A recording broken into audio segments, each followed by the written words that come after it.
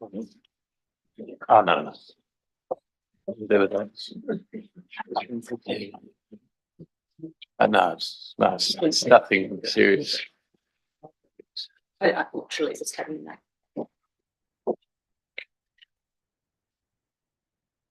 Welcome, ladies and gentlemen, to ordinary meeting of Council 4534. Could I ask you all to be upstanding? I'd like to acknowledge and show my respects to the traditional custodians of the land on which we meet, of elders past, present and emerging.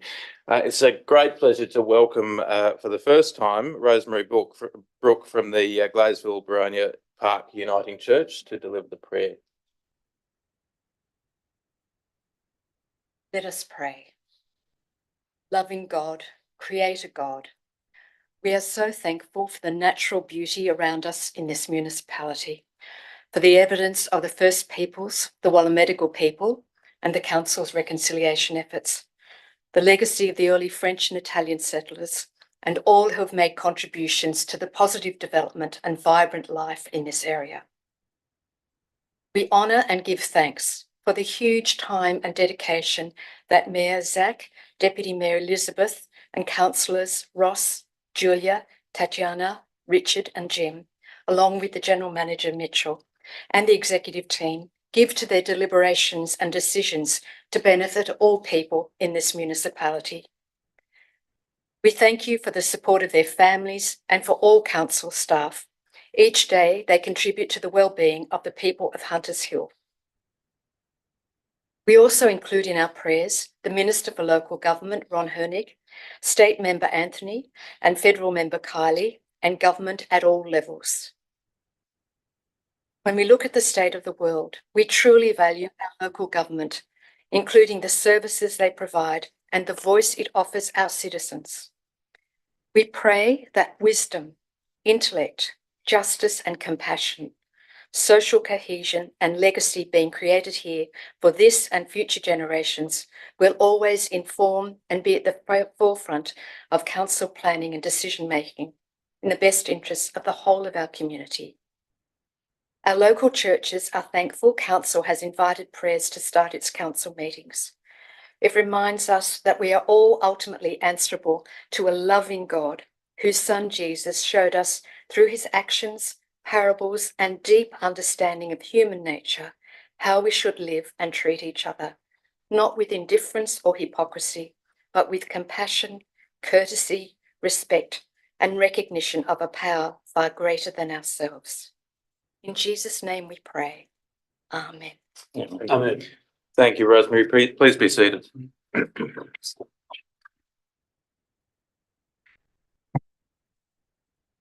The proceedings of all council meetings in open session, including all debate and addresses by the public, are recorded and webcast live on council's website for the purpose of facilitating community access. Webcast archives are stored and available to the public on council's website. These recordings may be disclosed under the provisions of the Government Information Public Access Act of 2009, the GIPA Act.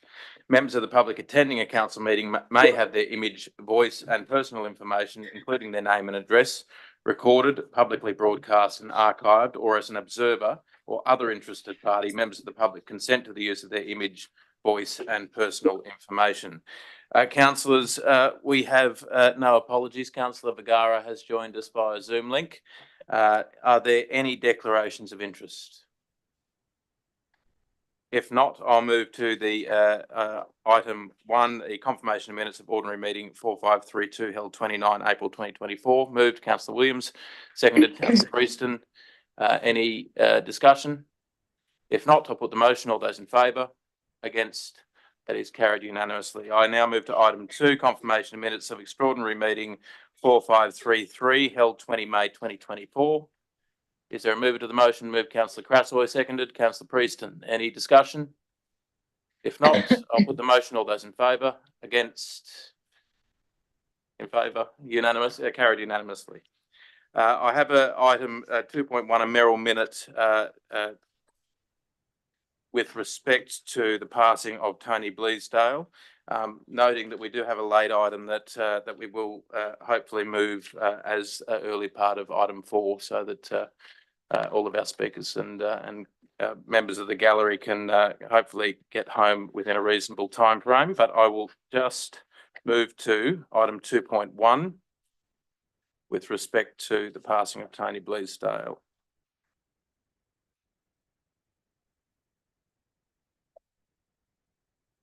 And I'll read the report.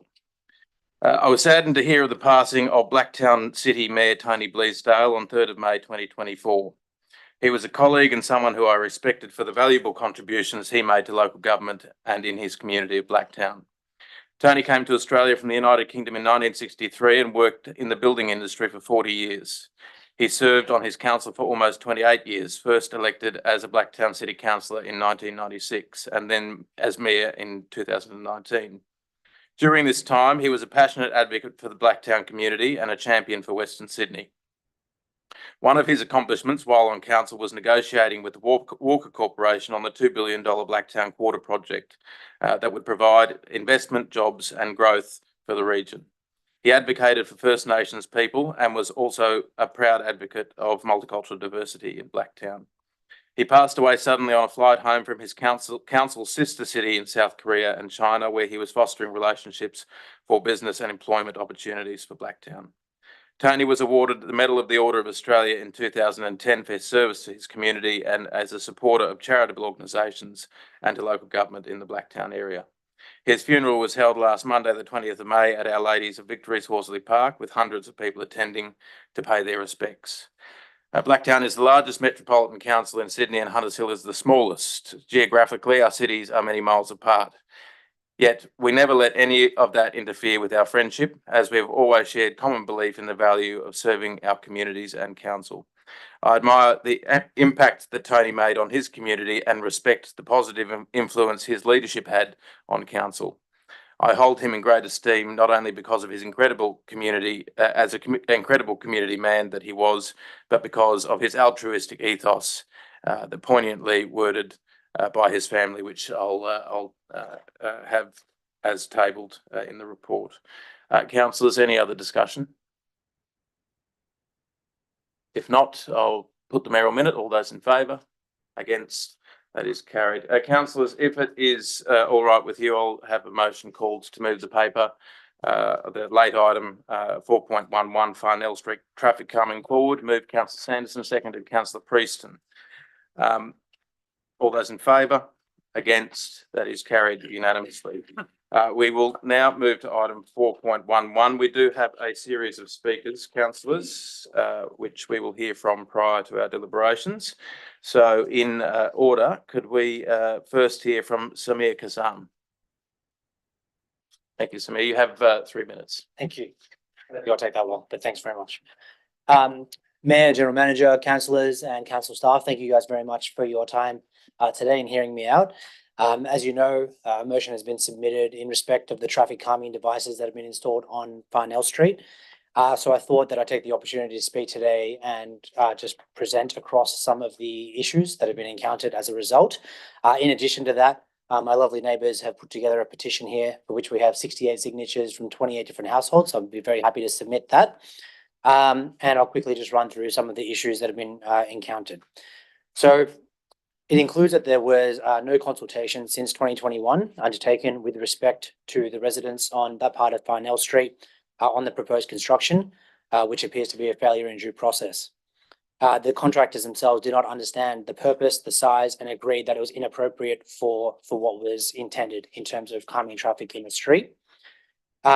Unfortunately, the installation actually encourages speeding as opposed to limiting it. A number of council members have seen that firsthand when they were kind enough to visit to address some of the concerns from the residents. So my home in particular, 39 Farnell Street, is significantly impeded where we cannot actually turn into my driveway. I have a couple of incidents to report in respect of that.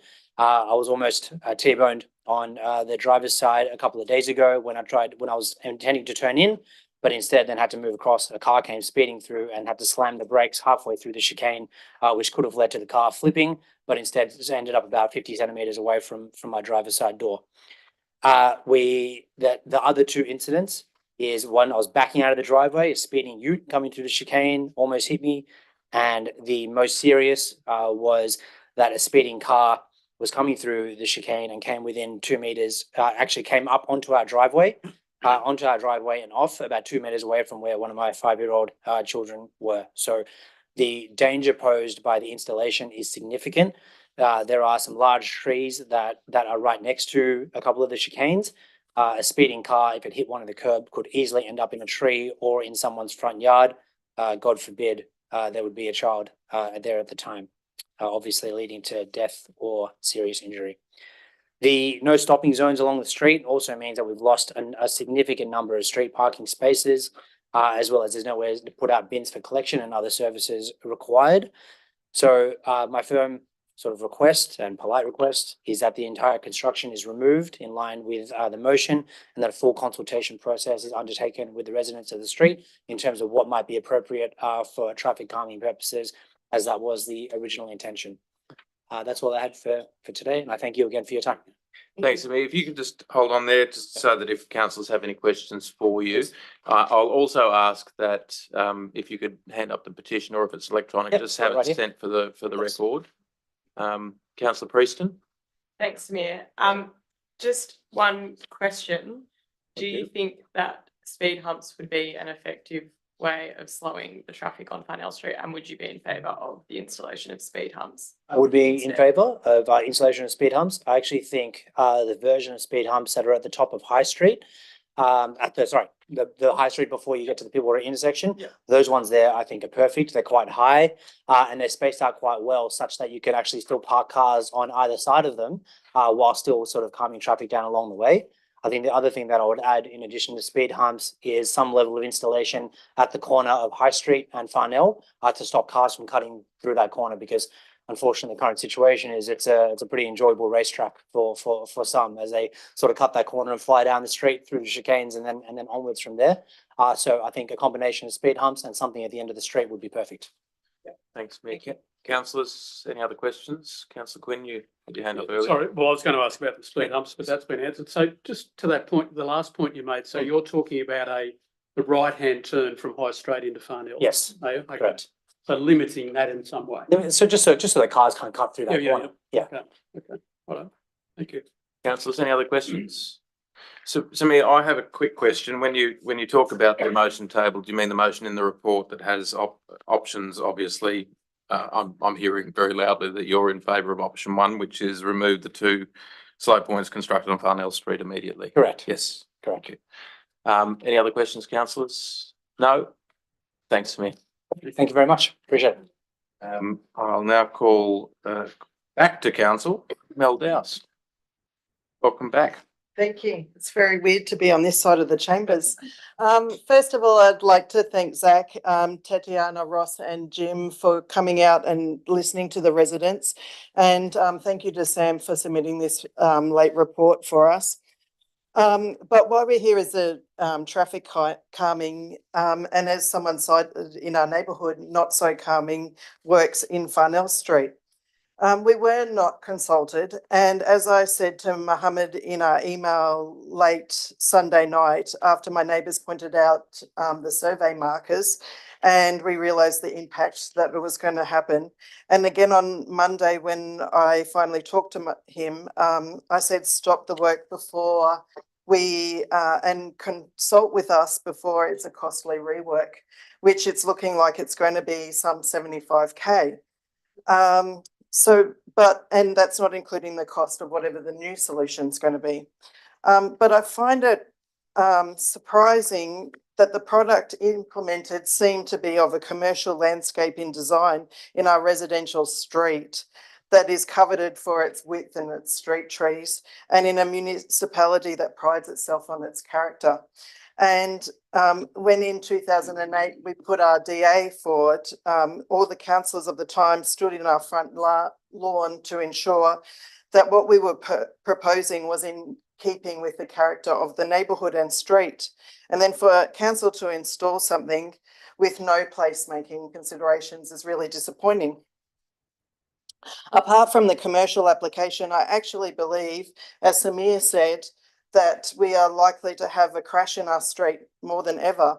Those 15% doing the 56 and over in the street, the rat runners are still speeding through. And I think all the street residents will concur with me and have seen it. It's just that now they have fun chicanes, and as said, instead of heading straight down the street, they're going to be pointed towards trees, power poles, front yards and cars. And as the Austroad guide said, this device is ineffective in deterring the amount of through traffic. The loss of property access is substantial for a number of my neighbours, especially at 32 Funnell. We have no curbside access to the front of our house, and the access in our driveway has been severely and almost dangerously impeded. We are a 4-car household and have constantly visitors and services.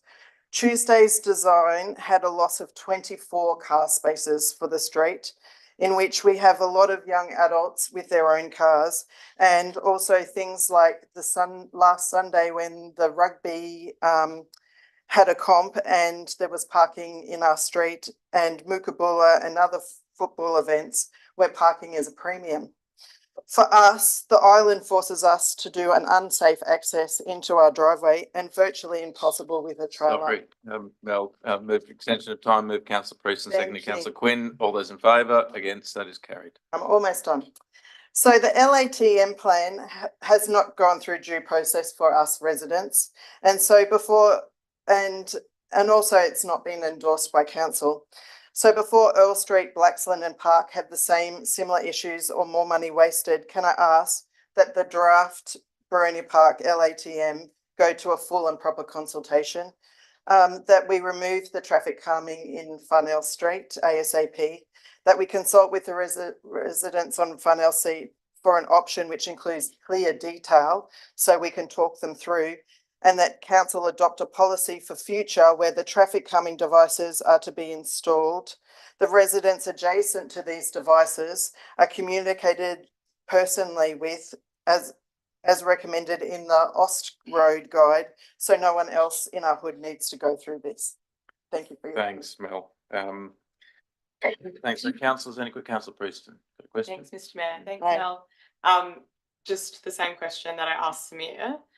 Do you think that speed humps would be an effective way of slowing traffic on Funnell Street, and would you be in favour with them as an alternate definitely would. option? Yes, I think they would, especially if they don't have that blister aspect, but they go all the way through, so we still have parking. But I think they would be effective in slowing down, like at the beginning of our street. Thank you. I think they called it lower Farnell at the street meeting. Well, we are up at I thought it was a bit cheeky. Councillors, any other questions? Mel, I missed you at the street meeting. I think you Yeah, were sorry, I was travelling. overseas. Obviously in favour of removing the current devices, but have you had, since you've been back, any experiences like Samir has? I note that there does seem to be a sharp turn on your side of the street, not directly into your place, but into a driveway and a tree, and that was something that sort of struck me as something. I could be haven't a had little that dangerous. experience, but I can tell you that there is definitely tyre marks Yeah. on the edge where cars have clipped that edge and gone up. And this morning when I was walking across the road with my puppy, a car came flying down the street and I actually put my arm out to go slow down. So it's definitely not effective in that. Yeah. And if you did, also hearing that if we do end up after consultation, assuming that this option one gets adopted and they get removed, that you'd want to see some specific design, placemaking and design go into any. Yeah, I just think calming. that the concrete that was implemented is not residential, and that if we are going along that line, that some placemaking does happen in that. So, Councillors, any other questions? Councillor Vergara, sorry, a bit hard to see on the screen there. Yep. Thanks, Mel. thank you. Thanks, Mel. I will now call our last speaker, Maria Page. Welcome to the podium. You have 3 minutes. Chair. Thanks, Maria. Good evening, Mayor, General Manager, councillors and council staff. I'm speaking on behalf of the residents of North Farnell Street, urging council to immediately remove the traffic calming devices that were installed on the 14th of May. Just to give you a bit of background of our street, we're a mix of young families with lots of little kids, a lot of families with teenage children in their late teens who are a lot of L platers and P plate drivers, as well as some elderly residents who require quite a lot of care and have carers. So we're quite a busy street, but we're also quite a diverse community. The first point I'd like to make is that there was no consultation with the directly affected residents of the planned chicane installation. We received notice the Thursday prior. It had a diagram on the back that was really difficult to read, and we felt it was a little bit inaccurate. There was no mention on this notice of any of the loss of parking spaces and the installation of no stopping signs. And I think that's really important to reiterate the difference between no stopping and no parking, because no stopping means you can't even stop to let someone off. And that makes it illegal for us to stop in front of a lot of our homes. It's now become a safety issue. We've always had the rat runners, but they were running parallel to the street.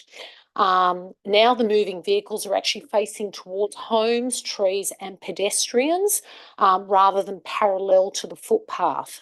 The homes in the direct path of the traffic and possible impact all have small children that reside in these homes. I know for a fact Samir's home and number 44, Lauren's home, both have very young children, and they do quite often, you'll find them out the front playing and in their front garden.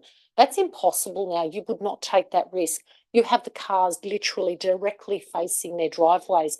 And a couple of examples, my own husband, I'm in 46, next door to 44. My husband and Ross in 44B, he was out the front gardening.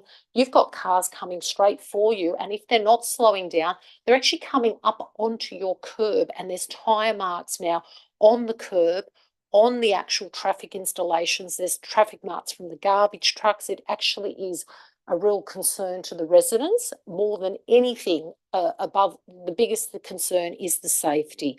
The intended outcome, I think, should have been to slow the traffic. Unfortunately and unintentionally, that's failed. We've observed many drivers that have been using the chicanes as a racetrack. The P-plate drivers are loving it, especially between the chicanes and High Street.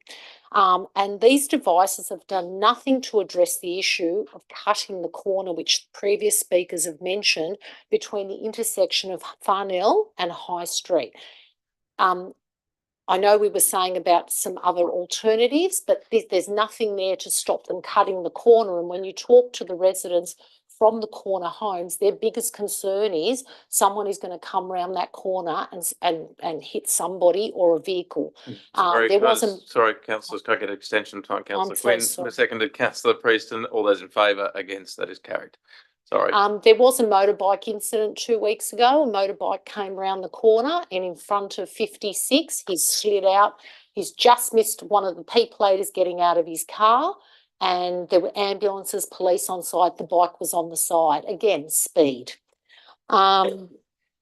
Service vehicles such as the delivery drivers and the garbage trucks are mounting the curb, and it's making it very difficult for them to pass.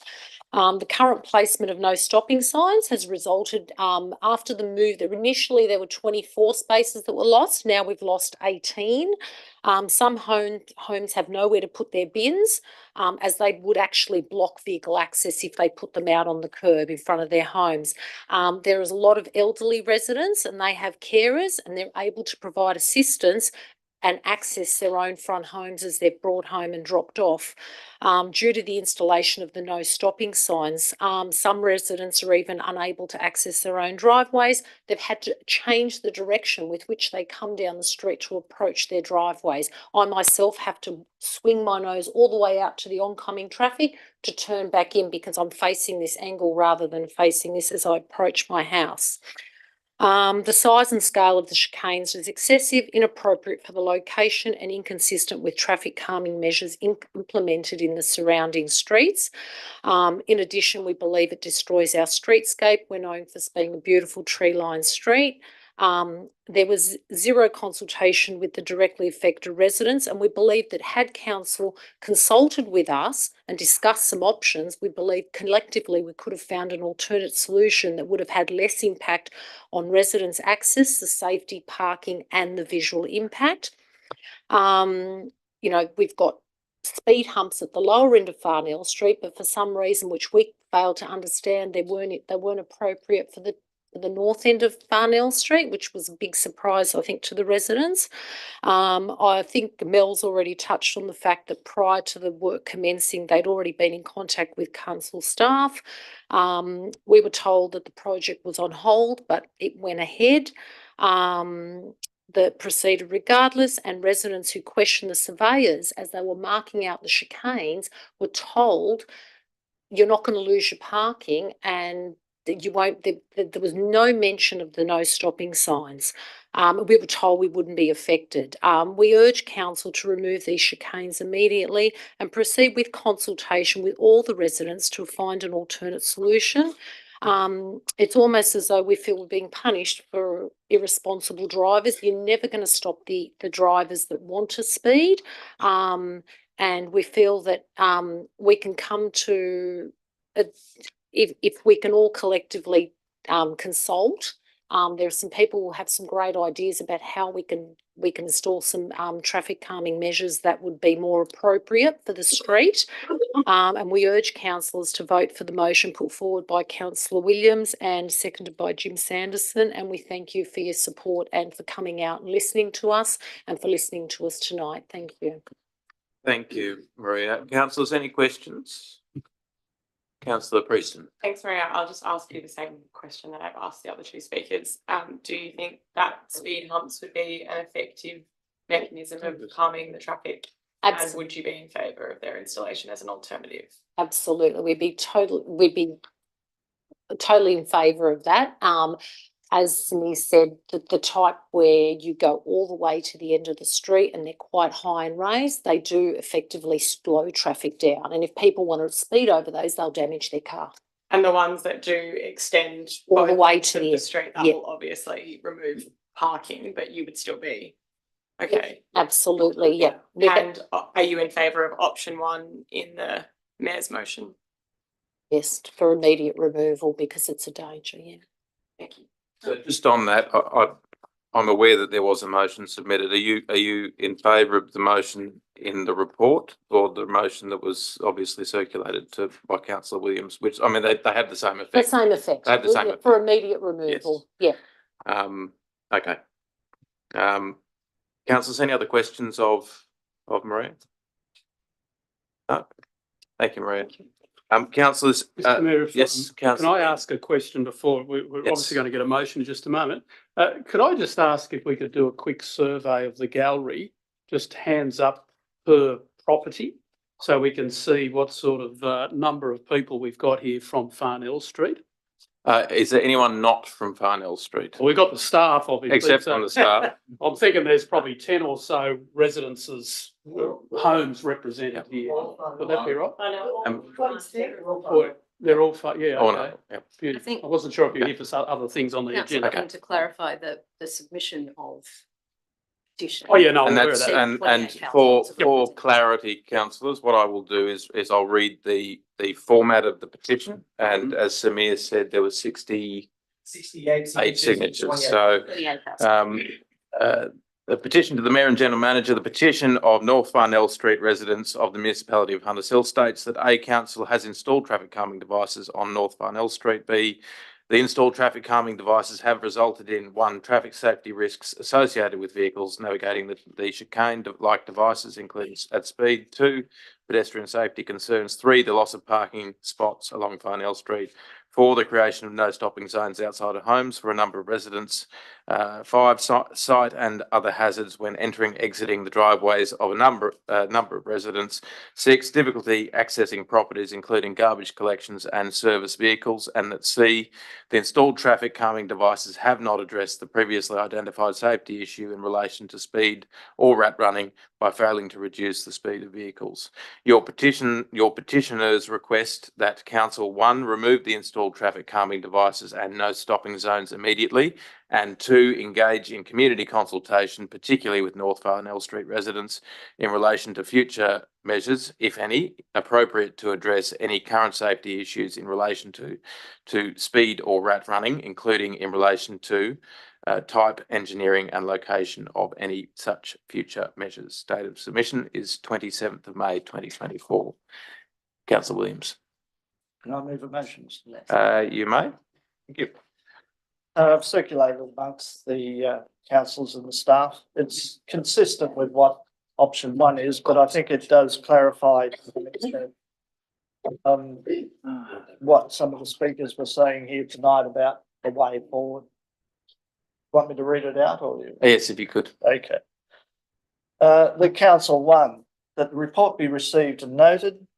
2, the council remove slow points installed in Farnell Street North, commenced early June 2024.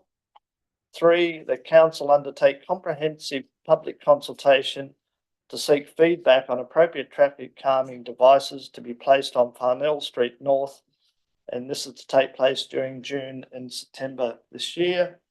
4, the council additionally additional consultation be taken across the whole LATM area to ensure uniform and equitable approach for all residents and identify unintended consequences of traffic management actions in the LATM. 5, the council work with Transport for New South Wales to seek improved traffic light phasing for the right-hand turn onto Pittwater Road from Ryde Road. 6, that a further report be brought back to council to consider the progress, outcomes of public consultation and alternative traffic calming devices by June, for the July 2024 meeting. And finally, 7, that council in all future traffic management device installation, council provide detailed plans showing actual form, dimensions and location of the planned traffic management devices to the affected residents, and in particular conduct final consultation with residents adjacent to the planned devices. Councillor Preston. Can I please ask a question to the General Manager or potentially the relevant director? One moment, we'll have a seconder. Seconded, Councillor Sanderson. Councillor Preston, you have a question? Yes, please. Through you, Mr. Mayor, I'm just wondering, so in relation to the timing of option 1, the report says that the slow points would be removed in early June, so that's, you know, in the next fortnight. And then we would work with Transport for New South Wales to change the traffic light phasing for the right-hand turn onto Pittwater. That would also occur in June, and that a further report be brought back to council in the July meeting. I just wanted to clarify how much time from the July meeting to the installation of an alternative traffic calming device would pass.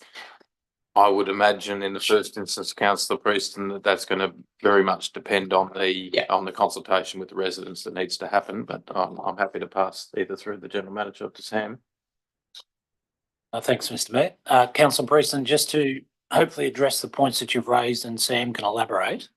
So if our elected members opt to vote for the immediate removal, first challenge we will have is that in 2 days you can't organise the contractors to do that removal, so that may take a couple of weeks.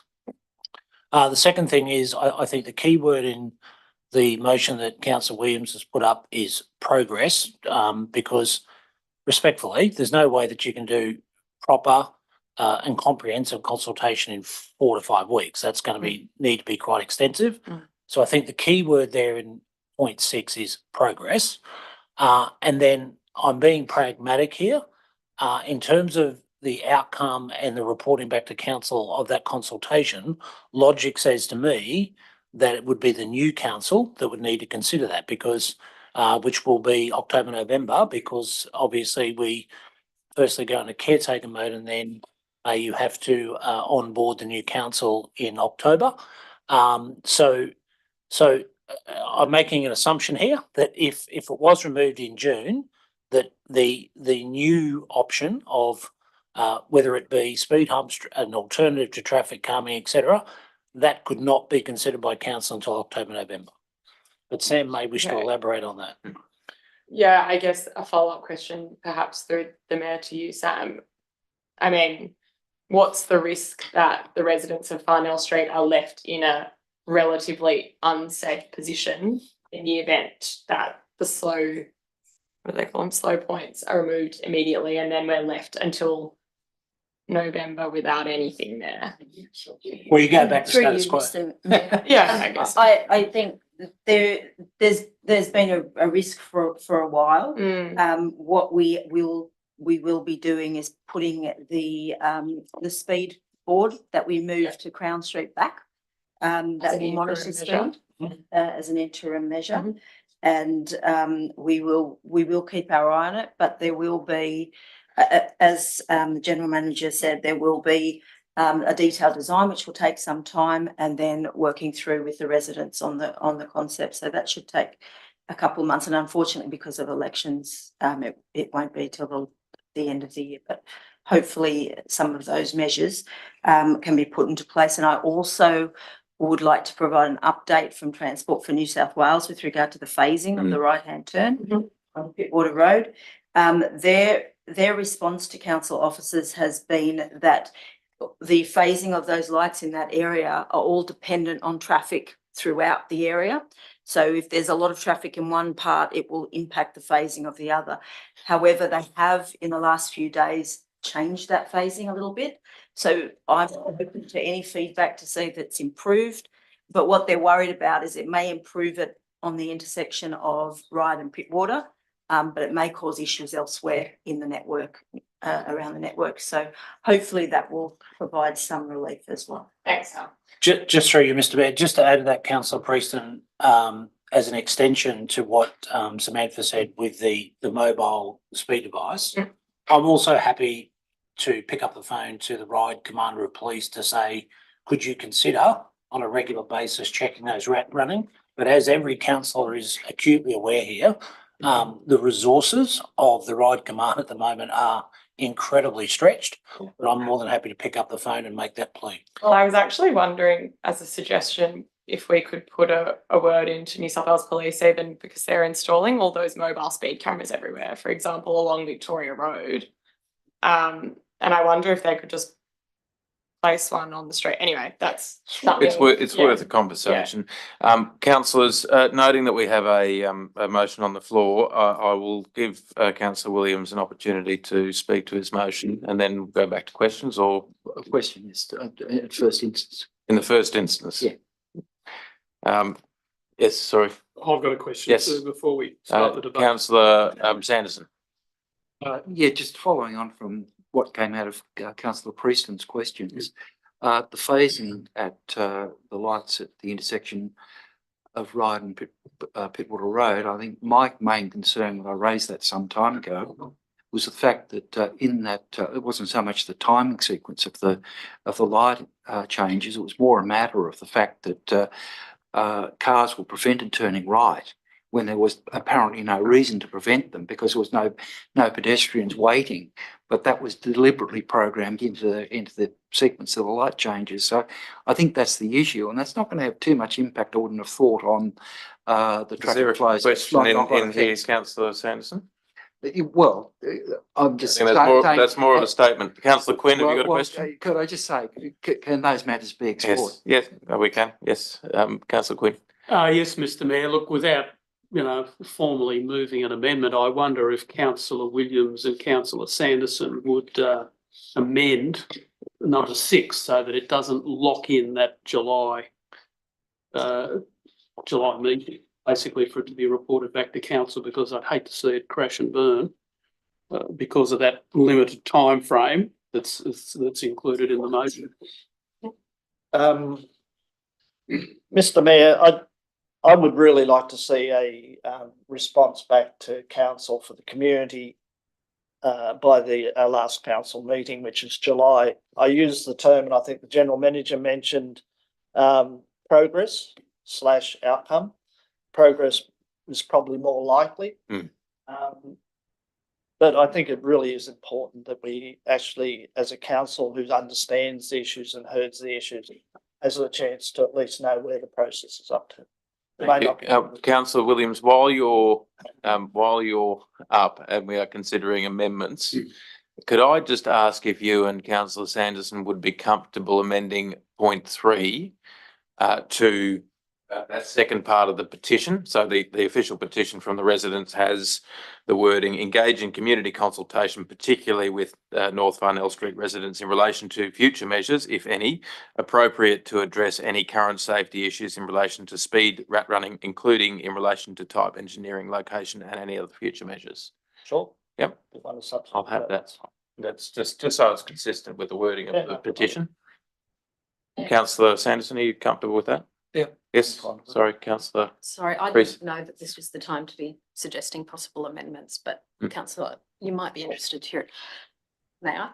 Yes, of course. One of the speakers mentioned that the original traffic LATM didn't go to the community for consultation and formal adoption by council. And perhaps Councillor Williams, you might consider at point 4 suggesting that the traffic management plan go through that official process of community consultation and adoption. Yeah, well, I'd be happy. Maybe we add that as an additional one. 8 or put it in between 3 and 4, because I think it's important that there is clarity around the LATM, because it was a very important piece. Sorry, councillors, can I just, I'm just going to let Sarah get point 3 right and consistent with the petition. And then you're saying, Councillor Crassoy, that you'd like a point 4 in between point 3 and 4 to add. We just wait one moment, just wait one moment.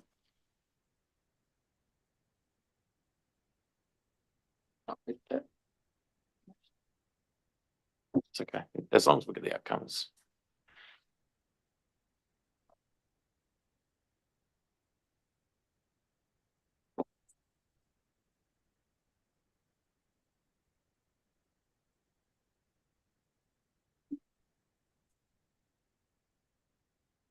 Thank you. Sorry, councillors Crassoy and Williams, in between points 3 and 4, you're saying add an additional point? That the 2021. Sorry, let's get this correct. The 2021. LATMS or local area traffic management scheme and action plan process be completed with community consultation and formal adoption by council. Or with current community consultation and formal adoption by council. Are you comfortable with that, Councillor Williams? Yeah, I think that's important that we close the loop on that issue. Yeah. Councillor Sanderson, you're comfortable? Yes, Councillor. Sorry, this is a question because I'm just getting a little bit concerned that we're going to start delaying the implementation process if we're going to go back into full consultation. Now, we've got in the report here tonight that the draft traffic management plan did go to community consultation twice. The first one, there was about 275 comments. It went again, it was then further redrafted. It went out again in October 21, and there were a further 27 submissions.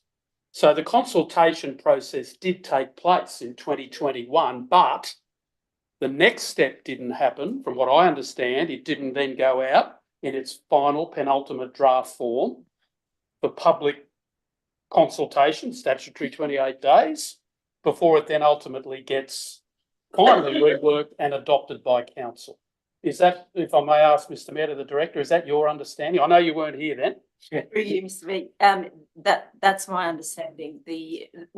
My understanding is it went out initially, got the comments, then the draft went out. Yep. There was a councillor briefing, and post that it went out in October, and it for some reason did not get adopted. So it should have been adopted after that consultation, but for some reason it didn't. Okay, so are you saying that final step where you do the penultimate consultation did happen in 2021, as we would normally do in a 28-day That's statutory correct. period. Okay, That's my understanding. okay. Because if we start stacking on more here, we're just going to end up, nothing's going to get done before It's the a end of the separate year. item, It's a so separate it can be issue. done anytime. Yeah, Separate okay, item. okay. Yep, councillor Prieston, you had another question? It should be done. I was kind of just going to say what Councillor Quinn said. I'm just concerned that if we do an entire redo of the consultation process, we're looking at, I mean, if we're We anticipating, could probably cover that off in the debate, councillor, Yeah. if we. yeah, anyway. Yep, okay, councillor, Yeah. councillors, we have no more questions? Councillor Vergara, no burning questions? No, good. Councillor Williams, would you like to speak to the amended motion? Yes, thank you, Mr. Mayor. And thank you, residents, for coming along and informing us. I'm not going to take up too much time because we've heard the basis of the concerns and the issues. And quite frankly, for those councillors that were able to go out there, I agree with everything that's been said tonight. It has created safety issues there. When we were there, I think it's about 4 cars really sped through the area. And once a car speeds through a chicane, it does get off balance and has the potential either to clip the curb and then get into all sort of trouble, or end up going straight ahead into what we've heard tonight, trees or light posts. So the basic concept of those chicanes, I do believe, are more industrial or commercial in nature and don't really fit into a very established and complex street with a lot of trees and driveways. It's important that in any solution that we find, which may be some form of speed humps, that we make sure that parking is retained and access to properties, because things like deliveries, garbage, a whole range of things are lost when parking is restricted in streets. Getting to the point about the previous process with the LATM, that was, I agree, fairly exhaustive, but that was several years ago now. We've got new residents in the area that wouldn't have been aware or involved in that. And as we've heard, it was never taken to its finality. And I think one thing we need to do in conjunction with this is finalise that process. But I equally think that it's important that what we do doesn't compound problems with other residents in other streets. And I think to ensure that there's equity and consistency across that precinct, the consultation needs to be broader than just Farnell Street and needs to incorporate the other streets so that we can get a consistent and agreed outcome. It may take a little bit of time. I'm suggesting it probably might take to September to get to a point where all the residents in that area come to an agreement as to how they want the treatment to go forward. By having the chicanes there at the moment is creating, I think, a much more hazardous position. If they're taken away, we go back to previous situation, and as we've heard, council can assist with some measures to try and reduce speed in that area. But as the residents have said to me, it's more important to have the traffic going down the centre of the road, even if it's speeding, than to have it dodging on either side and potentially impacting the residents, their property. So I think this is a sensible way forward. It's regrettable that we've had this situation develop, but this is a constructive way to make sure that it's rectified and that we come to an agreed outcome to ensure that everybody has had a say and understands what is going to be done. Thank you, councillor. Any other discussion, councillors, for the motion? Councillor Quinn. Yes, Mr. Mayor. Look, the point I'd like to make, this, as far as I can recall, for a long time when we've had a pretty hot issue on council, I'd have to say that the way the residents of Farnell Street have come to council about this has been very respectful, very civil, It's followed a due process. We haven't had vigilante groups with pitchforks taking on the council, and we're going to achieve an outcome. And I think that's really commendable to see the way that this has come about and the way that the conversation has come about. I've been in the situation driving down Farnell Street myself, where I've been overtaken by a high-speed vehicle. I couldn't believe it when I saw it. And the fact that Farnell Street is so wide at the northern end of Farnell Street probably, contributes to that in some way, but it's a magnificent street. So I think, the particular point I want to make is the way it's been handled, if you like, and promoted by the residents there, because we don't always get that, as we always know. Thank you, councillor. We do occasionally get pitchforks, but it's been nice. Sorry? Not at this stage. I'm sorry. Councillors, any other speakers for the motion? Councillor Crasaway. Thanks, Mr Mayor. I think everyone wants to speak to it because we want the residents to probably know by the look of things you've got the full support of council in getting a better resolution. Now, speeding is an issue, and the best way to slow cars down from rat running and speeding is to have less cars on the road. And if you can't do that, then you have to make the cars that are on the road aware that they're in a residential zone and that there are pedestrians around. Now, recently in Crown Street over in Henley, which a lot of you wouldn't be aware of because it's not your street, but in Crown Street, there was a similar concern about some of the infrastructure that was potentially being installed there. And one of the solutions that came up through the Movement and Transport Advisory Committee by one of the expert members on that committee was to put a pedestrian refuge at the bottom of the street, to which some of the residents said, why would you have a pedestrian refuge at the bottom of the street? No one walks across there, they all walk across at the top. Now, what that pedestrian refuge has done is signal to drivers heading down Crown Street or coming into Crown Street from Sherwin at the bottom, is that there are potentially pedestrians about. The other thing that it does is it puts a concrete refuge in the middle of the road, so they have to slow down to turn the corner, which addresses your concern about cars turning in from High Street. So potentially a pedestrian refuge along Earl, Farnell and Blacksland and Farnell at the High Street end, actually, frankly, also at the Ryde Road end, could be a way to stop cars wanting to rat run, could be a way to avoid as many speed humps, because speed humps are higher than the ones in southern Farnell Street, compliant recommended speed humps are higher than the ones in southern Farnell Street now. So if we install something, from a governance point of view, what council needs to oversee, which is why we have this document here, what we need to oversee is the good operational delivery. So our job as councillors is to give council the direction they need to deliver operationally safe infrastructure in our community. I agree with the comment that Ms Doust made that it doesn't fit in with placemaking design at all. And in the original motion for the LATM back in 2020, I think it was, there was a point to consult with Transport for New South Wales in their Movement in Place department. Now, over the last 3 years, Movement in Place has come a long way as far as the liberties that council are allowed to take on our own without having to beg permission from the state anymore. We're fortunate to have a Movement and Transport Committee that Councillor Sanderson was a big part of seeing re-established, and Councillor Quinn chairs. And through that committee, we're working hard on infrastructure management to deliver safe places for our community. The best way to slow down traffic is to tell the cars who are trying to rat run through our suburb that this place is populated by children walking to school and by elderly people.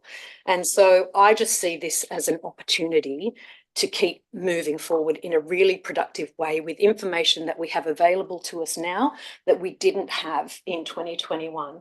And so that was why I suggested to Councillor William that little extra amendment about putting this plan, which is still quite current, out for consultation, because the community will have feedback, and some of it will be feedback that we can implement with Transport for New South Wales now that we couldn't have done back in 2021. So isn't it a relief that the document hasn't been adopted by council and we can now adapt it to 2024 standards? So thank you, Councillor Williams, for going to the street. I wasn't in town on the night that meeting took place, so I wasn't able to attend. But thank you for going and thank you for your feedback. We workshopped it in council spur of the moment the other night, and I really appreciate that the general manager and the senior officer took the time to bring a comprehensive background report to us so that we could make a well-informed decision on this, because that is what governance is about. So thank you. Thank you, Councillor Crasso. Councillor Vergara, you have your hand up and you've been waiting patiently. I just want to say that I was pleased to have assisted the residents by drafting that petition.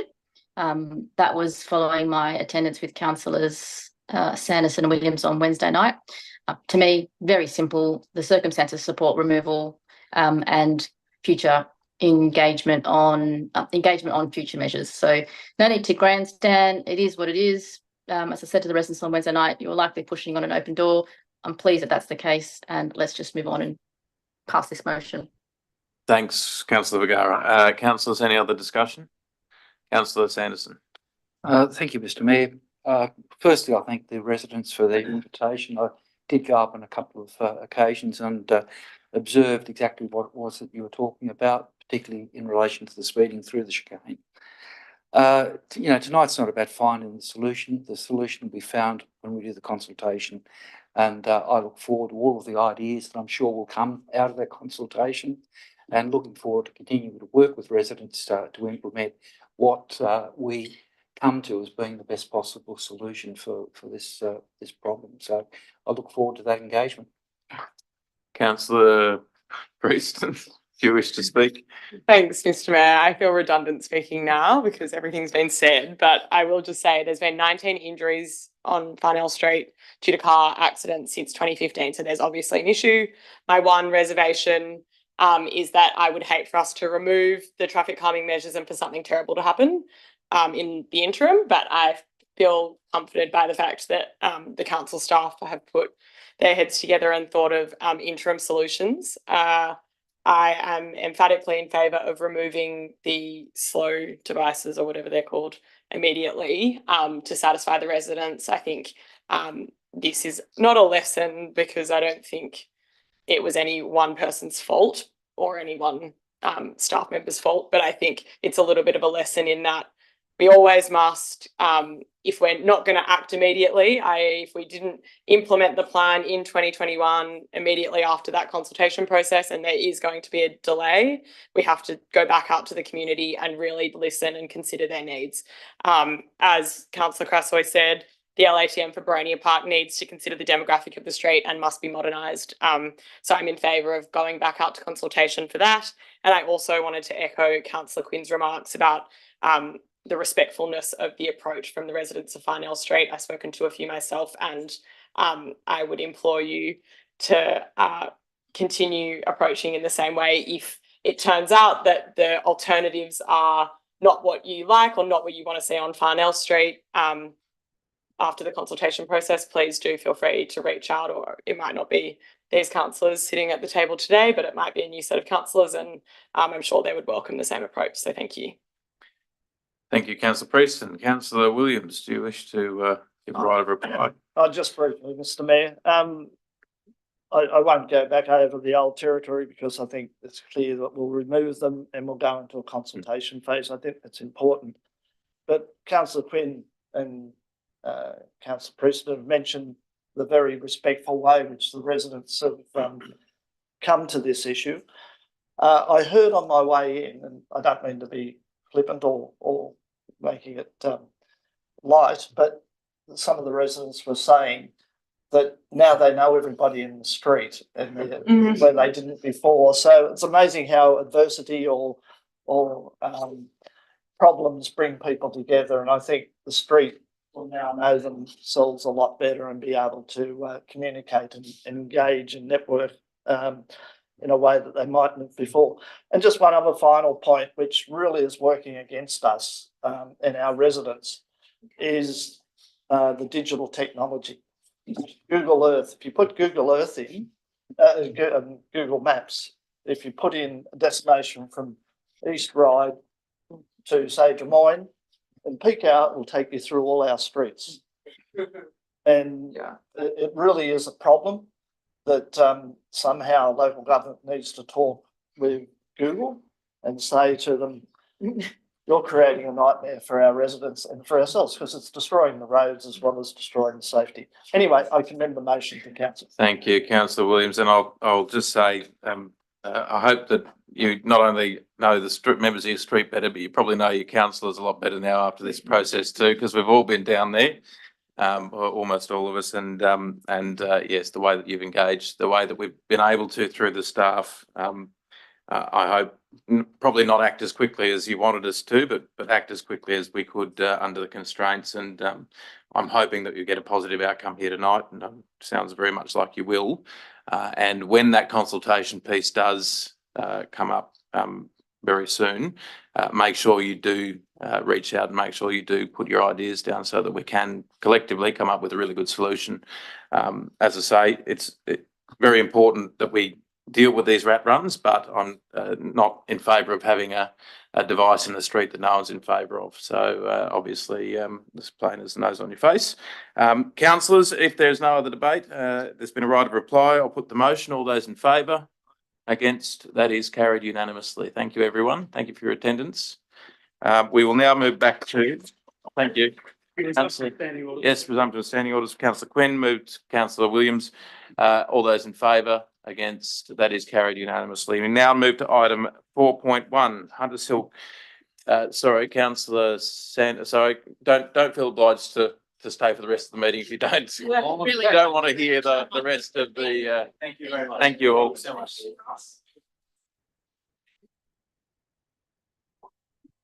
Sorry, councillors, we'll just let the gallery empty.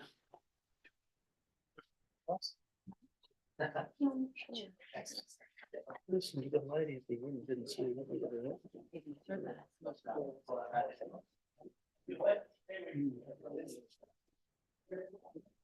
Councillors, we move back to the normal order of business. Item 4.1, Hunters Hill Local Planning Panel request for delegation to General Manager to appoint new members. Councillor Sanderson. Thank you, Mr. Mayor. I'd like to move the alternate motion that I circulated today. I believe Councillor Williams will second that. I will. Yeah, thank you, Councillor. We'll pull it up on the screen for everyone's.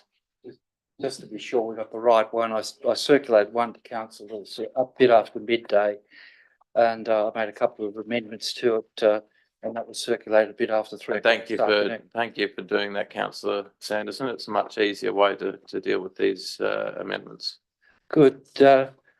I hope, rather than having to read through all of that, if we give people a minute to digest it and councillors, is there anyone who hasn't read this alternative motion? No, councillors. The director hasn't. The director, Mr. Mayor, maybe the director needs to. Sorry, the director. The professional staff probably haven't. So, if it assists, I'll read out the motion. That one, the council notes the local planning panel's direction interim appointment of members made by the Minister of Planning and Public Spaces, the Honourable Paul Scully, on the 22nd of January 2024, and in particular under the heading Direction 2, interim appointment of the pool dated 28 February 2021, relating to the appointment of panel members for the period covering 28 February 2024 to 30th of June 2024. Under Direction 2.3, any panel member who has served 2 terms on a specific local planning panel cannot be reappointed. This includes community representatives, in this case, a council to whom this direction applies must appoint a new panel member from the approved pool. 2, the council also notes the Environmental Planning and Assessment Act of 1979, Schedule 2, Part 4, provisions relating to members of the planning bodies, Clause 11, terms of office of members in relation to the appointment of local planning members. Relevantly provides 1, a member of a planning panel holds office subject to this act and the regulation for such period not exceeding 3 years, as is specified in the member instrument of the appointment. 3, a member is eligible if otherwise qualified to reappoint. 6, A member of the local planning panel may not hold office as a member of that panel for more than 6 years in total. That 3, the council seeks confirmation from the Department of Planning that the ministerial direction of 22 January 2024 does not prevent A, the reappointment of expert members who have not served more than 6 years total as a member of the Hunters Hill LPP, who remain included in the new list of minister-approved LPP chairs and expert members, which is expected by the end of May 2024. B, that the reappointment of the community representatives who have not served more than 6 years in total as members of the Hunters Hill LPP. That 4, that if not already done so, council urgently seek expressions of interest from suitably qualified heritage planners and heritage architects for the approved list of independent experts expected by the end of May 2024, including from existing panel members who have served less than 6 years to serve as independent expert members of the Hunters Hill LPP until 30th September 2025.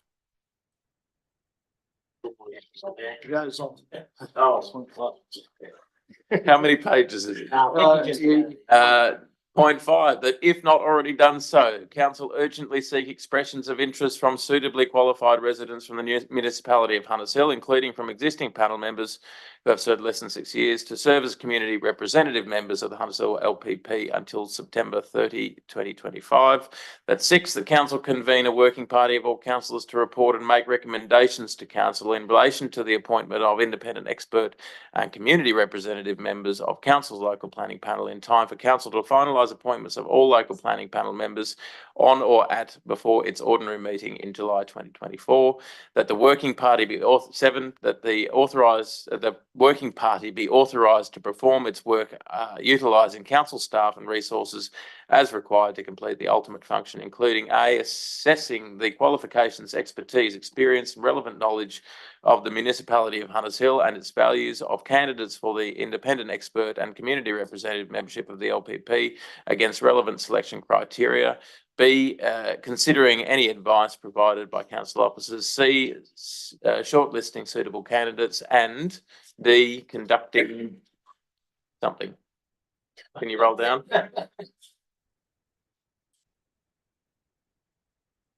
Conducting interviews of potential appointees as appropriate. That 8, the information about the LPP appointment process be published on council's website.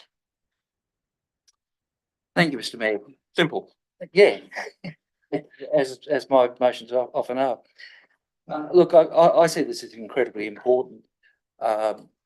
We shouldn't be lightly delegating items of this importance. I mean, the history of this is that back in 2017, after the government of the day backed down on the amalgamation debate, we had legislation rushed through in order to install local planning panels. Now, this council at that time opposed them. When we realised we thought we were going to have to go ahead with the process, I put a lot of effort into drafting a couple of motions that were adopted with considerable amendment, but it put in place a process for selection of local planning panel members. The result, I think, has been outstanding. That we selected a very good local planning panel in 2017. We went through a process like that again early in 2022. It also selected a very capable and some excellent new members of the local planning panel. Now, I think in the covering email that I sent to councillors this morning, or just after midday, I'm sorry, but in that email I made the point that I don't believe the timeframe is such that we need to delegate this matter. We have a local planning panel in place to handle the June meeting. I believe that we should, as a minimum, be able to adopt or appoint a new planning panel by the July meeting. The other thing I've done in the motion is that to limit the duration of the appointees to the end of September 2025. I think this is a reasonable approach. I noticed in other material Department of Planning they were suggesting that councils should adopt a new panel is about a year after a new councillors come in. I believe there's ample time to hold the or go through the process advocated in this motion. As to the motion, I think points 4 through to the final point 8, by and large taken from the motions, the main difference being the dates. But otherwise, the motion comes from the motion that was successful both in February 2018 and again early in 2022. With respect to the earlier parts of the motion, there is a little bit of, I guess, or the issue is slightly muddied by the fact that there was a local planning panel's direction in January or on 22nd of January 2024. My reading of that direction is that it would not apply to this appointment. Its scope is limited to the extension that occurred of panel members through to June or 30 June this year. But to avoid any doubt, that's the reason I've cited those particular matters, and I think I'd be interested to hear the comments of other legally qualified councillors in Councillor Vergara, Councillor Prieston, as to their reading of that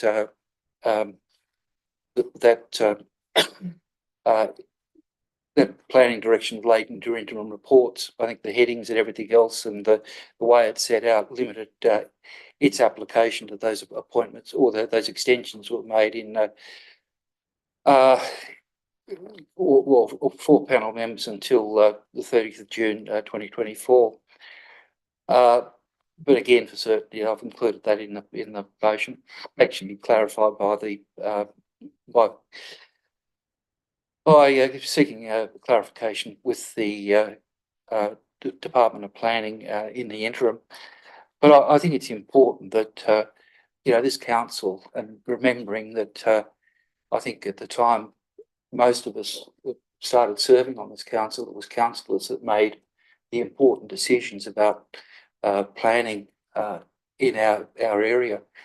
That function has shifted to the local planning panel.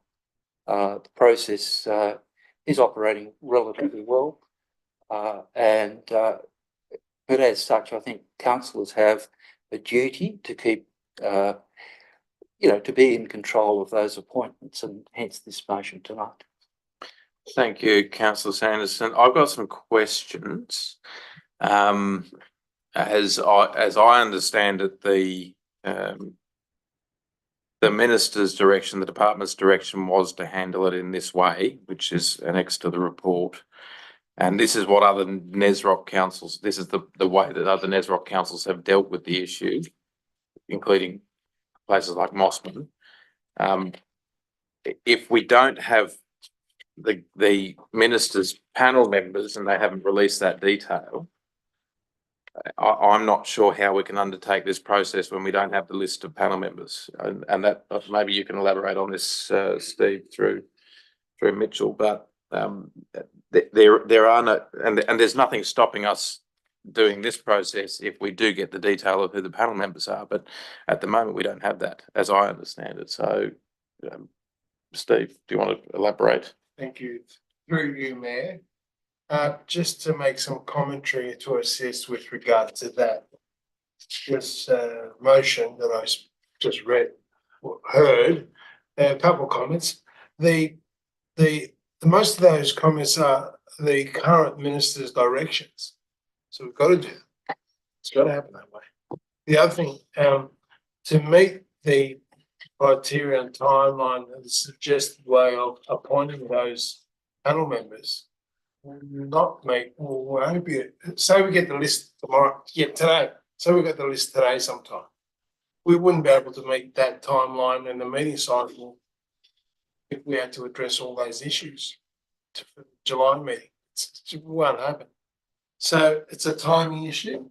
And to reiterate what the mayor just said, we are following what the minister's direction and also the advice he gave us in regard to the lateness of that list that we can't need to operate, and that resolution, that motion also requires us to have a list in front of us. We haven't got that expert list with us at the moment.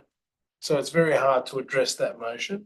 And we have the whole issue is about having that list so we can go forward. And it's a bit embarrassing if we don't have a panel within a 5-month period, and the implications with that, as I said at the briefing, with regard to applicants keen to move on with their applications and won't wait and will take us to court. We've got other court applications, as you know, in front of us, and I'm just concerned about budget. The other thing is, again, embarrassment with regard to us having applications to turn around quickly, and that was one of my objectives. And if we don't turn applications quickly over in appropriate time, will be flagged, will be highlighted, and we don't want to hit the press. So therefore, that's another impact. And like the mayor said, NESROC are following, all of NESROC, North Sydney, Mossman, Willoughby are following this approach. And the issue there is the timing. Like I said, if we did receive the list, say today, we wouldn't meet the timeline anyway in regard to the meeting cycle. So any other questions I have to take? Councillors, any other questions? Average? No, I'm gonna. Councillor Quinn, sorry. We're in debate now, are we? If there are any other questions, Was councillors? there a question to me, I thought earlier, in relation to the process, that whether it was in accordance with the directions of the minister? Question I from who? thought earlier there was a question of me about that. From who? I can't recall, I'm sorry, but. No, I don't think so. Okay, right. Councillors, any other questions? Councillor Crasaway. Just a very quick one through you, Mr. Mayor.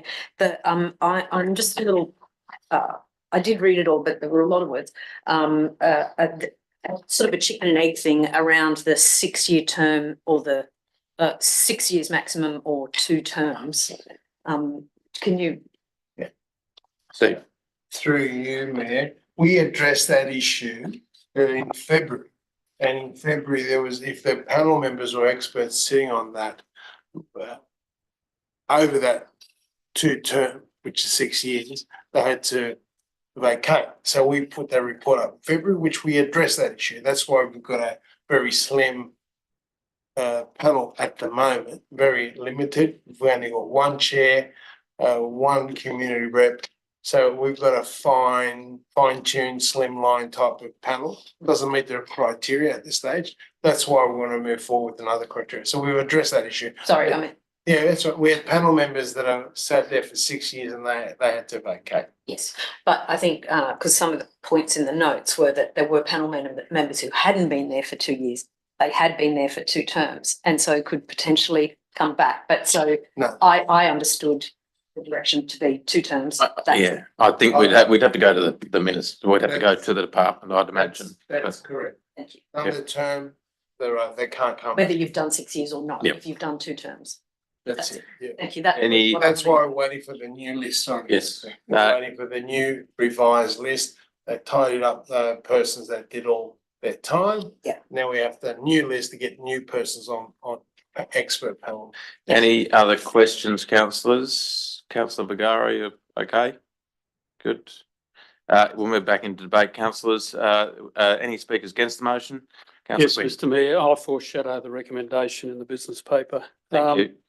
I just think we're starting again to micromanage the operational staff of council by the level of detail and direction that's gone into this. I personally have confidence in the staff, particularly our planning staff, to pick the right people, as we have seen in recent years, and put forward the right people to do the job for this community. So I'm happy for that delegation to go to the general manager, and obviously to be going with the director as well, to be able to do the job. I also acknowledge Councillor Sanderson in saying that those members of the panel that were selected in 2017 were the right people. I was one of those. As an alternate, so I'll take the compliment. Good choice. But seriously, I think sometimes we just have to let our senior staff do the job when things come to a pressure point. We've got all sorts of things that this council's trying to do, and what is proposed in this motion is throwing back, particularly onto our planning staff, processes that are just going to chew up so much time. And bringing all of this together to make it happen in the way that's prescribed in the proposed motion. I'm happy with the delegation.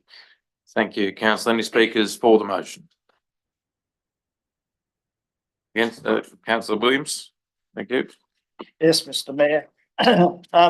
I disagree with councillor Quinn. I think this is probably the most fundamental issue which this council faces in its term, and that's selecting the people that will then make decisions on behalf of our community about the fundamentals of our built environment, the planning outcomes. Every time we talk to the community, they demand that council ensures that our heritage, our streetscapes, a whole range of values which we hold are met within the planning instruments. And I've spoken time and time again about what I see as deficiencies in our current approach of the LEP-DCP review. This is one way which this council can ensure for the community that people that are on the panel are the best fit for this community. Now, the minister is saying that he's encouraging council. We're not obliged to delegate. The term is encourage. That is a big difference from an obligation. And I think with 2 months to go before our next council meeting or last council meeting, there is more than ample opportunity once that document is provided to us, which in all the documentation here says it's going to be this month, if not early. We can start preparation. I don't know why we haven't already put out for community members on the panel. That could be done tomorrow, or it should have been done a couple of months ago. Just, sorry, Yeah, Councillor Williams, point of order, we have, is that correct? Do you, Mayor, that's correct, we Yes. have? Yes. Oh, okay, good. Already run ads in the paper. Well, very Yes. good. Then do we get any candidates? Well, I'm sure a report will be brought to us in time, Okay. councillor So Williams. that part of Yeah. Councillor Sanderson's motion is already enacted, and as he says, if it hasn't already, it should be. So that's good that we've done that. And so we can make a selection of those community members. We will get, according to the government's documentation, the appropriate list for us to be able to make the selections from. And I do urge council to get involved in that process because it is, as I say, fundamental to the development outcomes of our community. And I think it's essential that councillors take the leadership in it and make sure that those panel members are as best a fit that we can get to align with our community values and our expectation and outcome. Because that process was gone through before. And I was very impressed with the calibre of some of those panel members to meet our requirements on that list.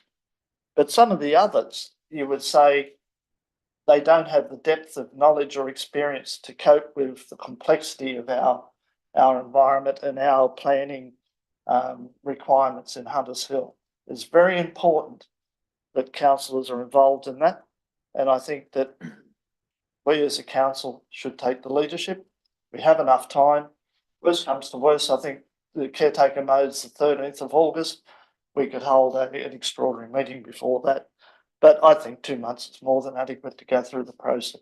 If we don't get the list, then it can come back to the next council meeting and we can do the delegation. But I think we should be gearing up at this stage to deal with it in a thorough and a professional way, which will come out to the best outcome for our community. Thank you, councillor Williams. Anyone speaking against the motion? Councillor Prieston. Thanks, Mr. Mayor. Like councillor Williams, I think that this is one of our fundamental roles as a council is to consider development applications in the LGA and make sure that they are fit for purpose within the realm of our LEP and DCP and the character of Hunters Hill. Where I think differently is that because of the importance of that function, I would defer to the Director of Planning in his expertise of how many years? Decades. Sorry, Steve. No offense. And the General Manager for that matter. I am not an expert in planning legislation, nor am I equipped to assess whether or not candidates for the panel are good enough, robust enough, know enough.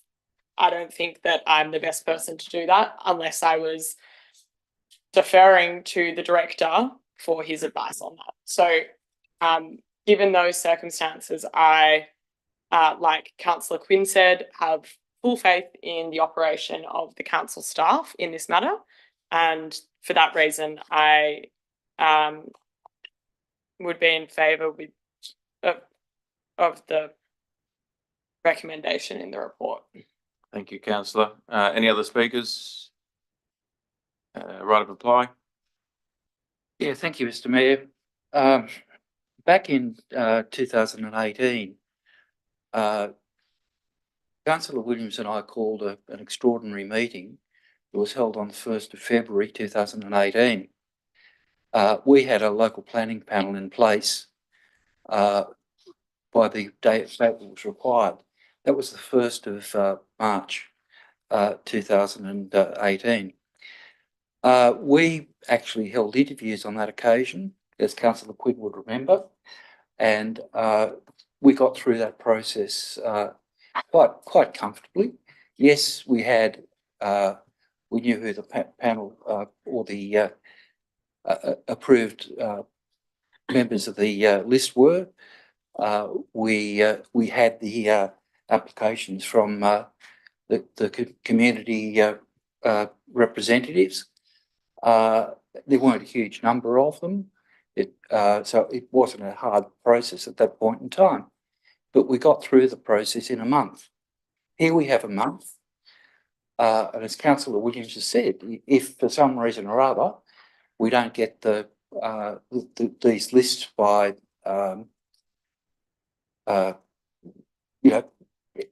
next week or whatever, but they've said May, so I presume that the department is going to look a bit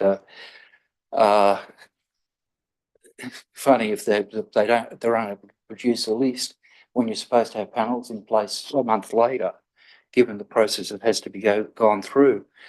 So I don't see that as an issue. As Council, again, I reiterate, as Councillor Williams has pointed out, we can come back and deal with this motion later. There'll still be plenty of time for the delegation to work. The process can continue in terms of processing the applications that come in.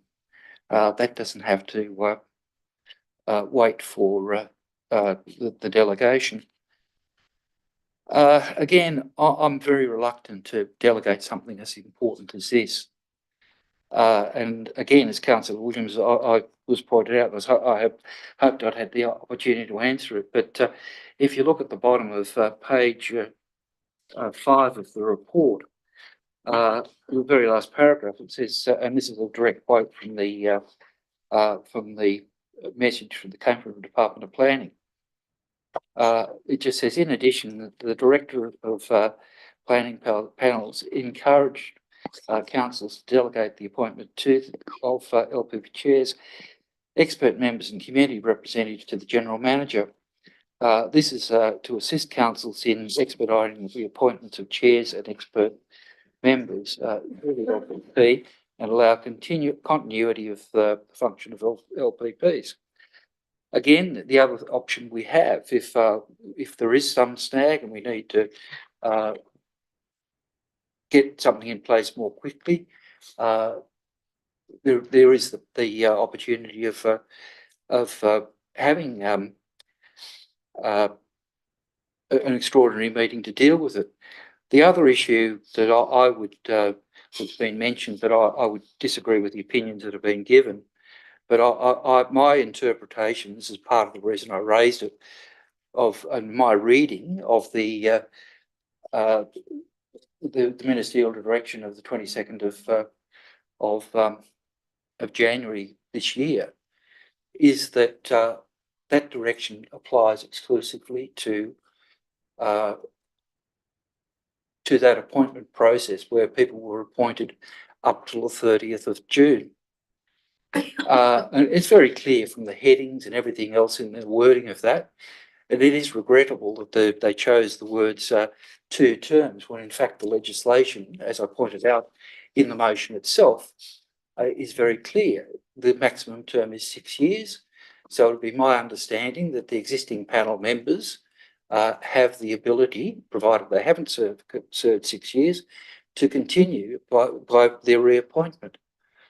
There's also a fact of interpretation as to whether the reappointment that was caused by the process earlier this year is in fact a reappointment.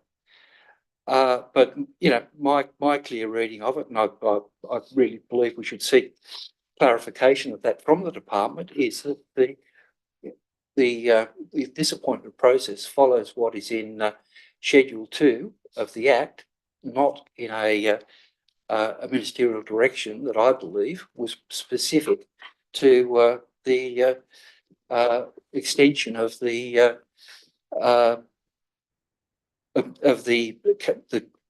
2021 list of experts. That I think the department was quite remiss in not updating far sooner. That's an issue that I've chased up on many occasions over the years. Anyway, I can think and see where the motion is going, but I really believe that this is an important matter for council. It's an important matter for the community, and I don't like to give delegation, and if it is not absolutely necessary. Thank you. Thank you. The right of reply, councillors. I'll put the motion. All those in favour? Against? That is lost. We have a foreshadow motion on the floor, moved by councillor Quinn, seconded councillor Crassoy. Any discussion, councillor Quinn? Mr Mayor, look, I'd simply say that I actually don't disagree with what Councillor Williams and Councillor Sanderson are saying about how this council should choose those representatives. But we're in a timeline situation here now, a couple of months out from an election, where we also don't have a list that we can choose these people from.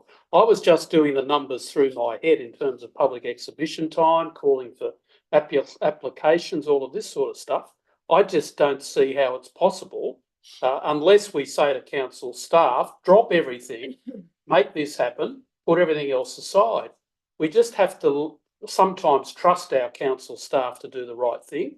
I do think we have particularly a director who gets it, who understands the dynamic of this community, understands the expectations of this community. He lives in a heritage area himself.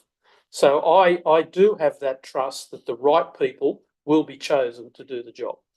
Thank you, councillor Quinn. Any other speakers against the motion? For the motion?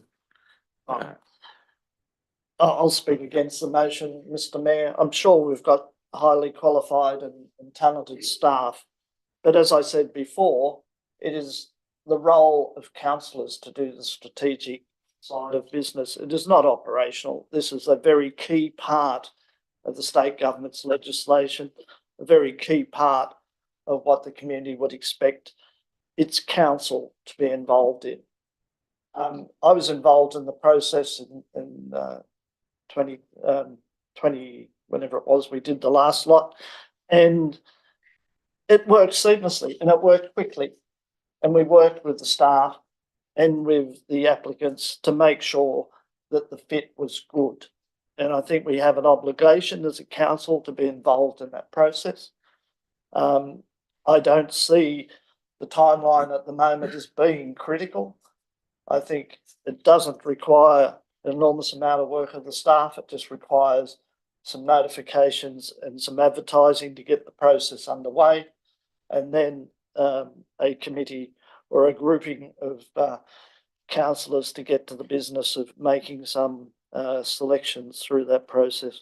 So I think it's a shame that that previous motion, Councillor Sanderson puts an enormous amount of effort into his, and doesn't bring things to council without very detailed, thorough research. And I trust his research as being impeccable. And I think council should take the greater respect of the effort that he puts into things. But I still come back to that point. It is not an operational issue. This is clearly one that council laws should be engaged and involved in. And I don't believe the time frame is a problem. And I don't believe it is an overburden on council staff. Thank you, councillor. Any speakers for the motion? Councillor Craswell. Thanks, Mr. Mayor. Of course, I do respect and appreciate the work that you do put into all of your reports, Councillor Sanderson. And I do believe that our delegation to the General Manager and his team is done in the knowledge that our strategic intention will be embraced by them. They've worked with us for long enough to know how much Hunters Hill matters to us, and I expect that through briefings and into the next term of council, councillors will be involved in understanding what's going on in that process. So I appreciate that this is what every other council is doing, and it's the situation we're in. It's not to disrespect the work that you've done, Councillor Sanderson. It's just to ensure that our council can continue to operate as it needs to up until the next term of council. Thank you, councillor Craswell. Any speakers against the motion? For the motion, councillor Sanderson. I'd like to move amendments to the motion if I could. Are they along the same vein as the former motion? No, there are, as I see it, there are some flaws in the recommendation. And what I'm attempting to do is to, one, that I'm quite sure that councillors will accept, because it is a bit misleading. But if I can, do you want me to go through those? You will have to, thank you. Oh, you have to. Just through you, Mr. Mayor. Yes. I'd just like to understand from Councillor Sanderson what he means by misleading. Well, this, Mr. General Manager, I mean, absolutely no disrespect, but unfortunately, in today's motion, as it reads, it talks about a community representative of the Hunts of LPP.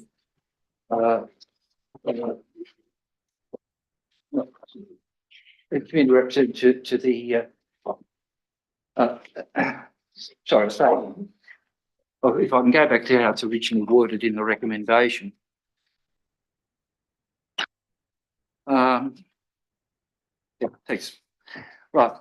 Recommendation as it stands reads that council delegate authority to the General Manager to appoint a chair, 2 alternative chairs, additional expert members and community representatives to the Hunters Hill LPP from the 2004 Minister approved list. The flaw in that particular motion at the present time is that our community representatives are not part of that list. So I think some amendment of the motion is required to clarify that. I'll seek. I'll give Steve the opportunity to respond, councillor. But I think you ought to be cautious in your wording of something that was put forward by the professional staff, because they are the experts in their field. So I just, before you do, I'm going to give Steve the opportunity to respond. Director. Thank you. The recommendation is for the purpose of creating a panel, and the panel does consist of community reps. So it's highlighted that the overall engagement or creation of the panel has to incorporate community reps. That's what the reason. The other parts of that resolution is are given under the directions of the minister's directions, are given the numbers and who to pick and all that sort of stuff. So the recommendation is not wrong. It picks up the global feel and intent of what the general manager needs to do to respond to this dilemma we're in.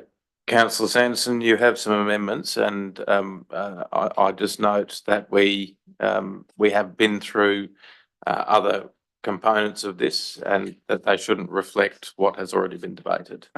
That's fine. Just firstly, if I could, with respect to the comments, I just found it. I apologise if any offence was taken at the word misleading, but it's just that it was, to me, it's a little bit unclear that the way it is currently drafted, there seems to be an implication that community members would be on that list, which obviously they would not. With respect to the amendments, Amendment 1 or Part 1, I would alter as shown in red to become that the chair delegate authority to the general, or sorry, the council delegate authority to the general manager to appoint a chair and 2 alternate chairs. I've inserted 4 because I think other ones can come along later, and we can go through a better process to appoint those ones. So 4 additional export members. I've inserted 4 community representatives of Hunters Hill LPP, with the chair, alternate chairs, and additional expert members being appointed from the 2012 ministerial approved list. So that's just purely a clarification, apart from the addition of the 2 words "for." 2, that existing Hunters Hill LPP expert members who have served less than 6 years in total be eligible to apply, provided they remain on the 2024 minister approved list. 3, that Hunters Hill LPP community representative members who have served less than 6 years in total be eligible to apply. That the term of appointments for the expert members and comprehensive community representatives under this delegation expire on the 31st of March 2025. And 5, that this delegation to the General Manager expire on the affirmation of office of the Hunters Hill Council elected at the 2024 local government elections. Thank you, councillor. I've just got some questions. Why have you inserted 4 and 4? What's the why that number? It doesn't seem, well, it's not. It wouldn't be a full panel. It wouldn't be a full panel in terms of the requirement that was introduced by the former Minister of Planning in ministerial direction, that the panels be or have 15 expert panel members, but we've never been able to achieve that. Councillors are not able to control or be there for the process of appointment of all of the members. I think it would be appropriate to limit the delegation to make the panel operable, which this would achieve, and at the same time provide the opportunity for the final or further appointments to the panel to be go back to something like the more normal process where council will at least have the right to decide whether those recommended should be appointed or not. And items 2 and 3 are edging towards the issue raised by Councillor Crassoy, that you seem to have honed in on the 6 years, but not the 2-term issue, which means you could have, under your reading, which might not be the department's reading, us making adopting a motion that is inconsistent with the ministerial direction, which it is, and potentially with the Act. And that's a big problem for me. And point 4, your delegation, why have you chosen that their appointments finish on the 31st of March 2025? What's the reason for that date? Well, Mr Mayor. Because your dates in the early motion was September 2025. What's the reasoning behind March? If you recall, at a late meeting of the previous council, you moved an amendment, seconded by Councillor McLaughlin, I think it was adopted unanimously, that the continuation of employment of appointments that were made at that motion, of that meeting, it finished on, I think in that case it was the 29th of February, 2022. Yeah, 2021, which was, sorry. 22. The election was December 22, and the result was that because we had the deferment of the election by 3 months, probably would have been reasonably easy to make those appointments in that time. But because of the election being deferred, we had to, again, it was implemented pretty quickly, but at that point in time I had support for a similar motion that I put at the start of the term in 2022. Sorry, Councillor, my question is why 31st of March? I'm not understanding your reasoning. Well, it's very similar to the motion you took yourself, or an amendment you put yourself toward the end of the last term of council. The reason being is to give the council the opportunity to make those appointments or make further appointments. Okay. Or ratify them or do whatever they choose. As a councillor, I'm very conscious that at this stage in the term, I don't want to be doing things, and I did this with other matters at the end of last term. I don't want to be binding a new council to decisions of this council, which they may not agree with. Councillor Vergara, your hand's up. Yes, my virtual hand. One comment and then one question. My comment in relation to the recommendation is, if community representatives are not drawn from the minister approved list, then I agree with Councillor Sanderson. But an easier amendment to the motion is just to do something else, but it should be correct. I don't think it's misleading, it's just infelicitous language. So I agree with that point. In relation to Councillor Sanderson's point 2 and 3, I think it's no longer on the screen. My questions are through you, Mr Mayor. Does Councillor Sanderson purport to provide a legal opinion that those statements are legally correct? And if he does purport to provide a legal opinion, is he now or has he ever been admitted to the role of Australian legal practitioners, and does he have a practicing certificate? Well, I think Councillor Vergara for support on the first point. No, I don't have a legal practicing certificate, never had one, but I would appreciate Councillor Vergara and Councillor Prieston's view on that if they've had the opportunity to read the 2 sections of the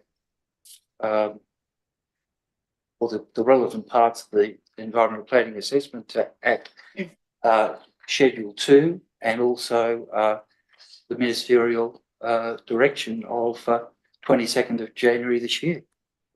Thank you. I'm not here as a legal advisor to council. I'm here as a councillor. On that basis, I remember in our induction something that council cannot do, which is make resolutions that are not lawful. So on that basis, I would not support the amendments in 2, 3, 4 and 5. Thank you, Councillor. We'll get into debate in a moment, but we haven't got a seconder yet. Have we got a seconder? Seconded, Councillor Williams. Councillor Sanderson, do you wish to speak to the motion? The amendments to the motion? Yes, Mr Mayor. I think Councillor Vergara has agreed with me on the first point that one of those amendments is essential to clarify what the delegation means. I personally don't agree that the 2 and 3 are not legal, but I guess if they were to be adopted, then they could be excluded on the basis of them not being legal at a later date. I think I've already explained my position on 4, that as a councillor. Sorry. You just bring the, As a councillor at the end of the last term, I was very conscious of not wanting to put the incoming council in a position where it was bound by things that or limited in its opportunity in what it could do because of the actions of the outgoing council. That occurred in relation to the special variation, which I noted at that time few councillors were prepared to speak to. My position on that was, well, regardless of what you think of whether we should have the special variation or not, it'll be the decision of the incoming council to take that decision. I took the position that, among other things, it was essential that we provided that opportunity for the incoming council to take that up if they did. As it did, that allowed the special variation to occur 12 months earlier than it may otherwise have occurred.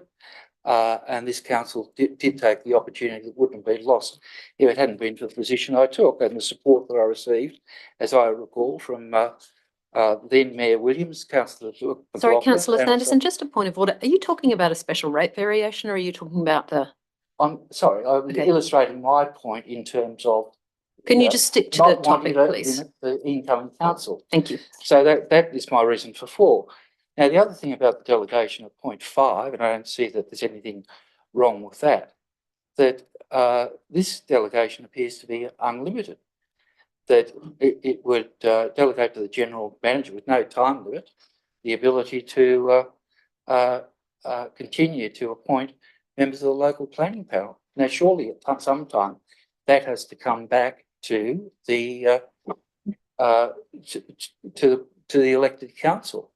I would think that an appropriate time for that to occur would be at the time of affirmation of office of the incoming councillors that are elected at the election in 2024.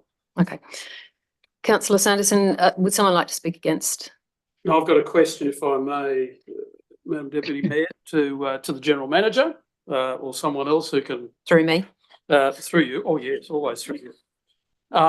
Any delegation that council sets up can be removed at any time by a subsequent motion of council. Is that correct? that's my understanding, yes. Right.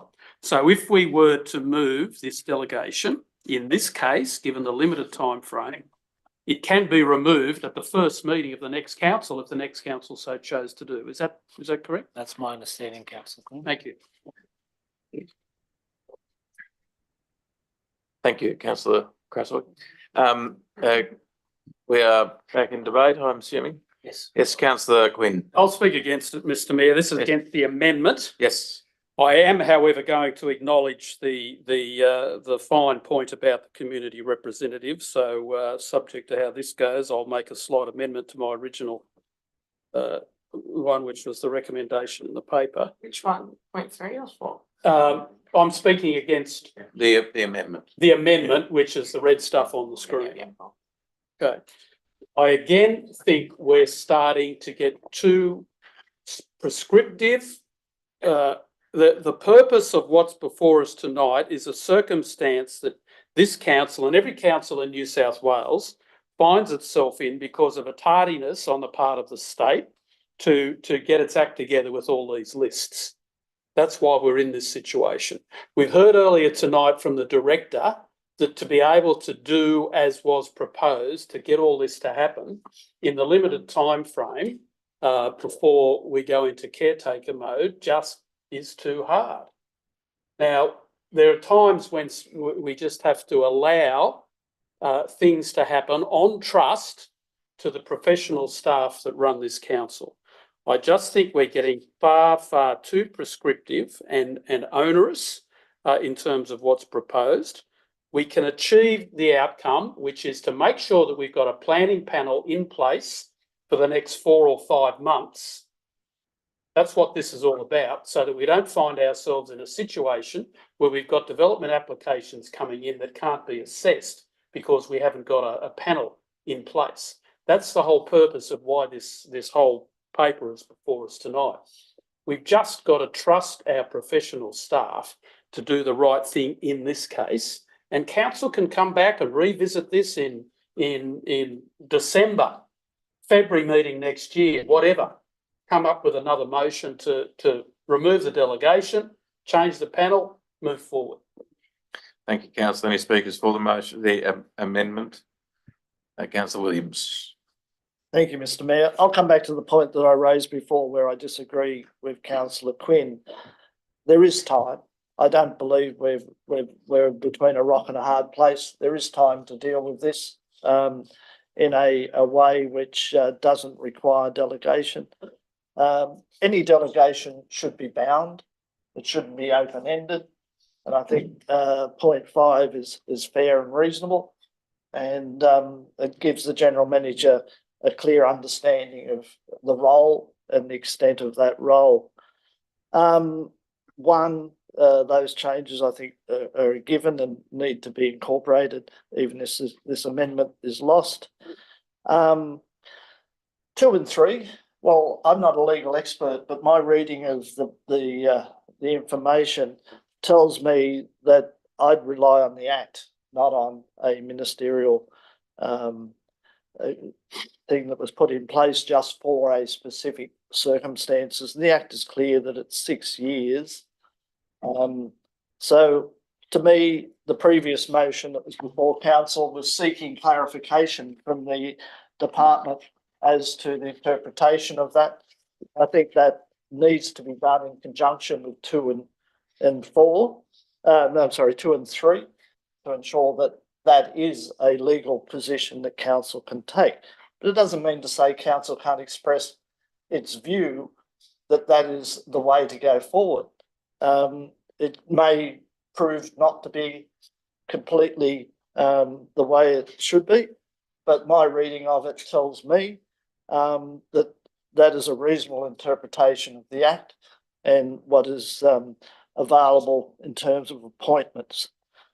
So I support the amendments because it does give better clarity and does give guidance, and that's what this council's about. We just don't delegate things without having some structure to that, and I think we're obliged to make sure that that structure is clear and helps guide the decisions from it. Thank you, councillors. Any speakers against the motion? Me, Mr. Mayor. Councillor Cresswell. And again, just to say, and I'm gonna just use a little favourite phrase of the general manager here about shared purpose, because I want the general manager and our senior staff to know that we, the elected council who set strategic direction that they follow, trust them and their expertise to do their job well, even on matters that we would normally oversee as a council. So I just would like to say that, and because I've already spoken to the motion that councillor Quinn has put, so I'm just hoping he'll adopt that little bit of wording to make that a little bit clearer, and I'm just going to speak against it. We need to trust our leadership team to execute our vision for our community, and they need to trust us, and we need to be careful of building an environment of mistrust. Thank you, councillor. Any speakers for the motion? Against the motion? Right of reply, the amendment, sorry, councillor. If not, right of reply. Thank you, Mr. Mayor. Look, the reason I find points 2 on this motion, point 2 and 3 of this motion, so important is that back at the start of this term, we did elect a number of, I believe, quite outstanding members of the panel. If it's interpreted that they are not able to reapply, then we will have lost a very good part of our local planning panel, and I think it's important that that interpretation be tested. Again, I've made the point that I don't want to limit the incoming council. It's up to them. In terms of the delegation, I think that's a pretty clear and clear way to limit the delegation. So I again support all of those provisions that I'm recommending. Thank you, councillor. I'll put the amendment. All those in favour? Against? That is lost. The original motion becomes remains the motion. Councillor Quinn. Mr Mayor, if I may, I will pick up on that very tiny detail that councillor Sanderson has picked up about the community representatives not being on the list.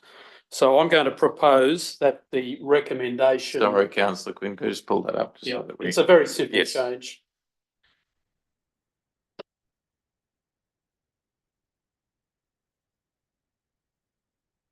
Right to go. Let me know It's when the you're ready. original. Yeah. In the report. Okay, so if we can just get rid of the one, it's going to be that council delegate authority to the general manager to, semicolon, 1, appoint a chair, 2 alternative chairs, additional expert members, and additional expert members to the Hunters Hill local planning panel from the approved list, and 2, appoint community members, community representatives to the Hunters Hill LPP. Second, happy with that amendment? Yes. Any further discussion, councillors? Right, reply, councillor Quinn. Mr Mayor, we've got to let them do their job. We're in a situation here where it's a very tight time frame. We can word things that are so tight that there is absolutely no wriggle room. If something comes up, timelines, lists don't appear, whatever it is. So we do have to let our senior staff do their job and in an environment of working together in trust. And I think this recommendation does that. Thank you, councillor Quinn. I'll put the motion. All those in favour? Against? That is carried. Councillors, can I just check from items 4.2 to 4.10, is there anything that councillors would like to speak on or ask questions of the staff on? Councillor Sanderson? I have questions in relation to 4.5, which is DA's the LPP. 4.5. Is it 4.5? Yeah, sorry, 4.5 is the delegations with DCU, and 4.5 or 4.4 delegations to the LPP. Yes, and also DA's delegated. I think we might be going through them one by one, councillors, so let's just get into it. Item 4.2, quarterly budget review as at 31st March 2024. Move councillor Quinn, seconded councillor Prieston. Any discussion? If not, I'll put the motion. All those in favour? Against? That is carried unanimously. Item 4.3, summary of council investments as at 30 April 2024. Move councillor Quinn, seconded councillor Williams. All those in favour? Any discussion? Just, it's good to see those interest rates are heading in the right direction again. Not for everyone, 12 months ago. But for council, yes. I'll put the motion. All those in favour? Against? That is carried unanimously. I'm for. Item 4.4, development applications determined by the LPP as at April 2024. Moved councillor Quinn, seconded councillor Prieston. Any discussion? Yes, that's one I wish to ask in relation to the development at 25 Madeline Street. I noticed there's a part on vehicle access, and the first paragraph of that is that the existing sections of driveway and layback, which will be made redundant, shall be removed and replaced with standard 450 millimetre high curb and gutter footway, reinstated to council specifications. In relation to that, the picture in my mind is that the entire curb along that part of the street is in fact sandstone. How will the layback be treated? Will it be a concrete layback in sandstone, otherwise retained for the rest of the road reserve along there? Can I take that on note? Yes, I think so. I think that's reasonable. Any other questions, councillors? No, I'll put the motion. All those in favour? Against, that is carried. Item 4.5, development applications determined by the DCU in April 2024. Moved Councillor Quinn, seconded Councillor Crassoy. Any discussion?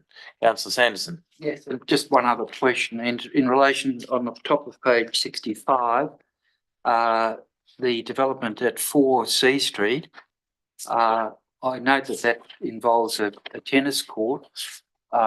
Is there any condition in the consent that tennis court remain natural turf?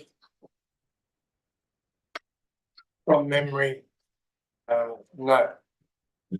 The only condition from memory was retractable fence and no lighting. Sorry, was it a natural turf course? Court? Well, when It was never a court? Yes, you can. Yes. I can come back to you. I can't recall. Again, I think that might be something that we can get. Well, could I answer a question? That Yes, if you'd like to, yes. Yes, at the point in time that development came through CAP, there was a verbal assurance that it was going to be natural turf, and there was a discussion. I think it was suggested that it should be a condition of consent.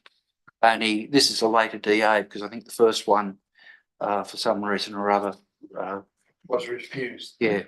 Thank you, councillor. You have the manager's assurance that he will get back to you on that one. Mr Mayor, I might be incorrect, but we're dealing with 4.5, Yeah. aren't we? Yes, DC. That's in 4.6. No, we dealt with 4.5. We've dealt with 4.5 already? I don't know. We are dealing with, no, sorry, we are dealing with 4.6. Yes. Okay. Councillor Williams. Yes, Mr Mayor, in relation to the same thing. Sorry.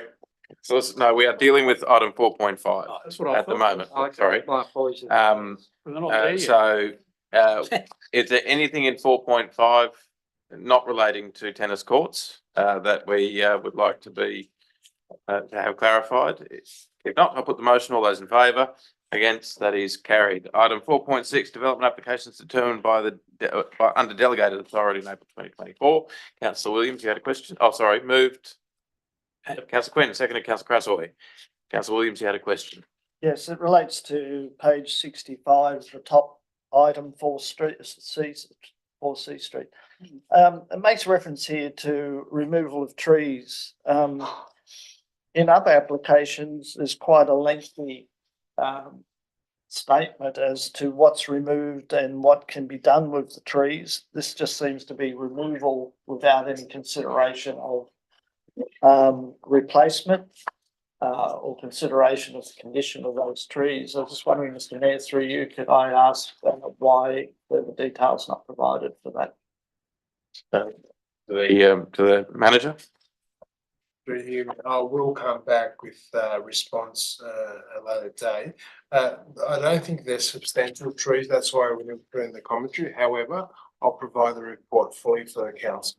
Thank you, manager. Any other questions relating to item 4.6? Councillors, Councillor Crassoy. Well, just on that, is that the one that you were making the point about the turf tennis court? Because I noticed the landscape area is 66.9%. So is that supposedly a turfed tennis court that is that landscaped area? So therefore, so if it's been approved with 66.9% landscape, then the tennis court definitely has to be turf and not synthetic. So just to pick up on your point, councillor. I think that the manager can circulate to councillors on that specific item.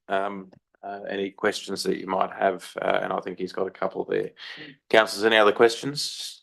If not, I'll put the motion. All those in favour? Against, that is carried unanimously. Item 4.7, report on legal matters, April 2024. Moved Councillor Quinn, seconded Councillor Williams. I've just got a question. Yeah, just on William Street, 8 William Street. You can embellish a bit what's in the report here. I get emails about this all the time. That's like I said, like I've been saying, we are still working with that. We're working together to resolve the issue. Resolving means them going back to their compliance requirements, and that's why we've been trying to be fair and reasonable with them to ensure that they get to a point where we are satisfied. Gotta be careful what I say. let me say we're working on it, and it's in high priority to make sure that they comply and address all the issues we have in front of us. And it's one of those things where if they're willing to work, let's work together. If they don't work with us, we'll just go to the next stage. So, And they know that, and they've got a Yep. lawyer on board that understands us and Hunters Hill and the issues we have right, and the community involvement. So okay. So at what point in time does it come to, time's up, buddy? like I said, we have to be fair and reasonable, and they know time's coming, time is ticking away, Yep. and have to get to the point where we are comfortable, we are getting outcomes and results. If we don't get outcomes and results for fairness and triggering a certain time frame, we will tap them on the shoulder and say, time's up. But Okay. Just through you, Mr. Mayor. General Manager. I'm sure the director won't mind me saying this. So Councillor Quinn, I actually have a weekly meeting with all our directors. And one of the things that I said to the director this week, I said, Steve, I think we're at a point where objectively you need to ask yourself, how long do we keep talking? So I will support a situation where we can mediate out and save council court costs. I think that's a prudent thing to do. But at the same time, there comes a tipping point. And it's my view that we're very close. Okay, that's good. Thank you. We're getting close to the time's up, buddy moment. Yeah, good. notes if you know. I know it's a high priority, and I understand the issues, and I'm involved. Okay, thanks. Councillors, any other questions on legal reports? If not, I'll put the motion. All those in favour? Against, that is carried unanimously. Item 4.8, councillor briefings and workshops. Moved councillor Williams, seconded councillor Crassoy. Any discussion? If not, I'll put the motion. All those in favour? Against, that is carried unanimously. Item 4.9, minutes of the Sustainability Advisory Committee held 14th of March 2024. Moved councillor Crassoy, seconded councillor Williams. Just very quickly, to say at that meeting, the committee got to meet our new part-time sustainability officer, and that person was very welcomed by our very active and engaged committee. And since then, we have had our second meeting with that officer, and they have already rolled out a survey to the community on our net zero strategy, trying to get an understanding of our community's understanding and enthusiasm for council's engagement around sustainability. That survey is still available online if councillors would be so kind to share it into their social media and their networks, because we want as much representation from the community as possible on that survey. Thank you, councillor Crassoy. Councillors, any other discussion? Councillor Prieston. Oh, sorry. All right, no. Actually, I'll put the motion. All those in favour? Against, that is carried unanimously. Item 4.10, minutes of the Cultural and Events Advisory Committee held 14 May 2024. Moved councillor Prieston, seconded councillor Quinn. Question, Mr. Mayor, if I may, and my pet topic, and I know there are things happening here, but the one event item that's not listed in the minutes, whereas I know that there have been things done, is our Hunters Hill Day acknowledgements and so on. And perhaps if I may ask, Mr. Mayor, if I know the General Manager's let me know what's being done, if we can just inform councillors the actions that are being taken to mark Hunters Hill Day, because it's not in the minutes of this. And I might get the chair to put it as a standing item. Councillors, any other questions? Just comments? Sorry, we just. you want to address it now? Give us a verbal. Well, just through you, Mr. Mayor, I'm going to work backwards. Okay. In terms of something specific for the day, there hasn't been anything determined by the staff about holding something. You might recall last year we did attempt through one of the schools to do some drawings, photography. We really struggled. Is that door still open? I'll just have a quick look. Sorry. We it's just over there. We really struggled to get entries. So there was an enormous amount of effort for not much return. So there still needs to be an ongoing discussion about, does council, for argument's sake, host a morning tea? We haven't had that discussion with Paul yet. We have now, as of last week, for external emails, there is now a signature block on the end of every email. And we've got a story showcasing what the day is about and its origins and the purpose of it on our website. So we're certainly promoting it and getting out there. Have we formalised an event? No, we have not. And in general business, maybe, Mr. Mayor, if there's some suggestions from the floor from councils, I'm happy to take it on board, bearing in mind that anything we do will incur expense that's not budgeted. Yeah. But I'm more than happy to take some advice, because obviously I'm aware that there's a dinner that's organised by community members. So, but I'm happy to take suggestions. I'd suggest that simply in the context of, the Mookaboola week and so on, it's sort of wrapped up in all of that because it's around the same time of the year. That's all. I think the actions you've already taken are very appropriate, and I'm very grateful. I gratefully acknowledge that initiative's already been taken. I'm simply raising it again so that it can be a standing item of conversation annually, On our particularly event with calendar. An event calendar, just as Mookaboola is. Just have it as a marker. I don't think we need to go and hold any big. Sorry, Mr. Mayor, Councillor Quinn, we have our manager of comms here, so I'm sure she's taking that on board as well. Thank you. Councillor Williams. Question through you to the General Manager.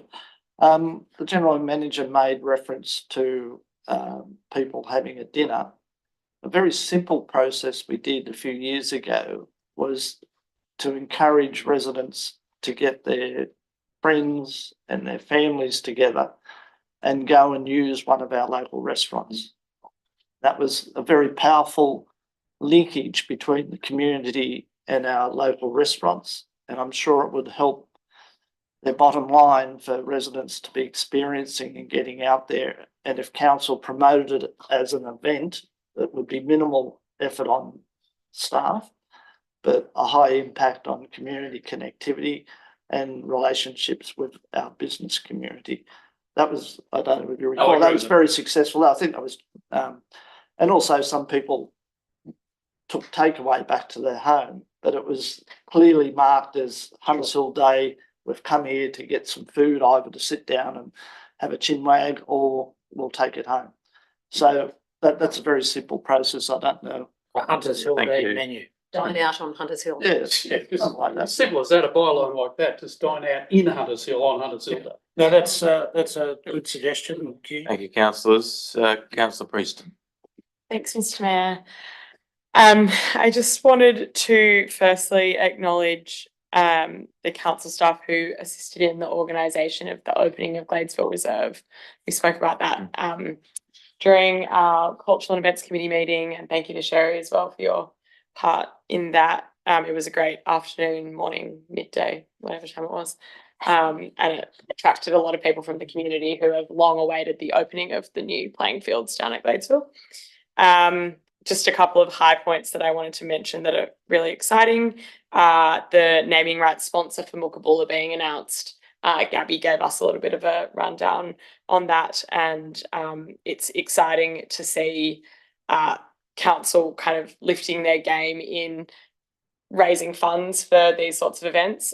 We've seen over the last few years with COVID and other hiccups that we've been unable to host some of our local events to the best of our ability, and I think that this will really help. So we've front-footed the sponsorship arrangements, and Gabby has formatted a beautiful document that will go out broadly to businesses, local businesses going forward, and I think that will be really helpful. You speak about the what's on kind of calendar format. We discussed at our meeting, and I think this was one of Councillor Crasso's ideas. We should be publishing that kind of on our social media platforms so that it's easily accessible to everyone. And there were members of the committee who mentioned that the only way they know that some events are happening is through word of mouth. And we really think we should be kind of embracing social media, and Sherry has agreed to publish that calendar more frequently on our social media platforms like Instagram and Facebook. And the markets. So we're still waiting on word about whether or not this is feasible in the location that we've scoped out.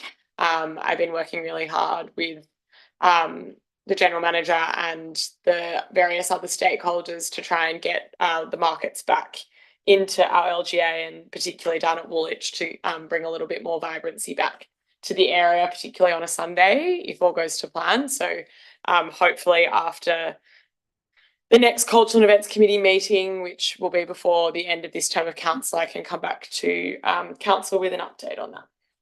Thank you, councillor. Any other questions, comments, councillors? If not, I'll put the motion. All those in favour? Against? That is carried unanimously. No correspondence, no general business. A question? Could I just take the liberty, please, in general business retrospectively? There were comments made from several councillors tonight in regards to Farnell Street. I just want to make 2 points. The first one is that I just want to acknowledge that the director, within a heartbeat of that being raised, fronted all those residents, and that's not an easy task.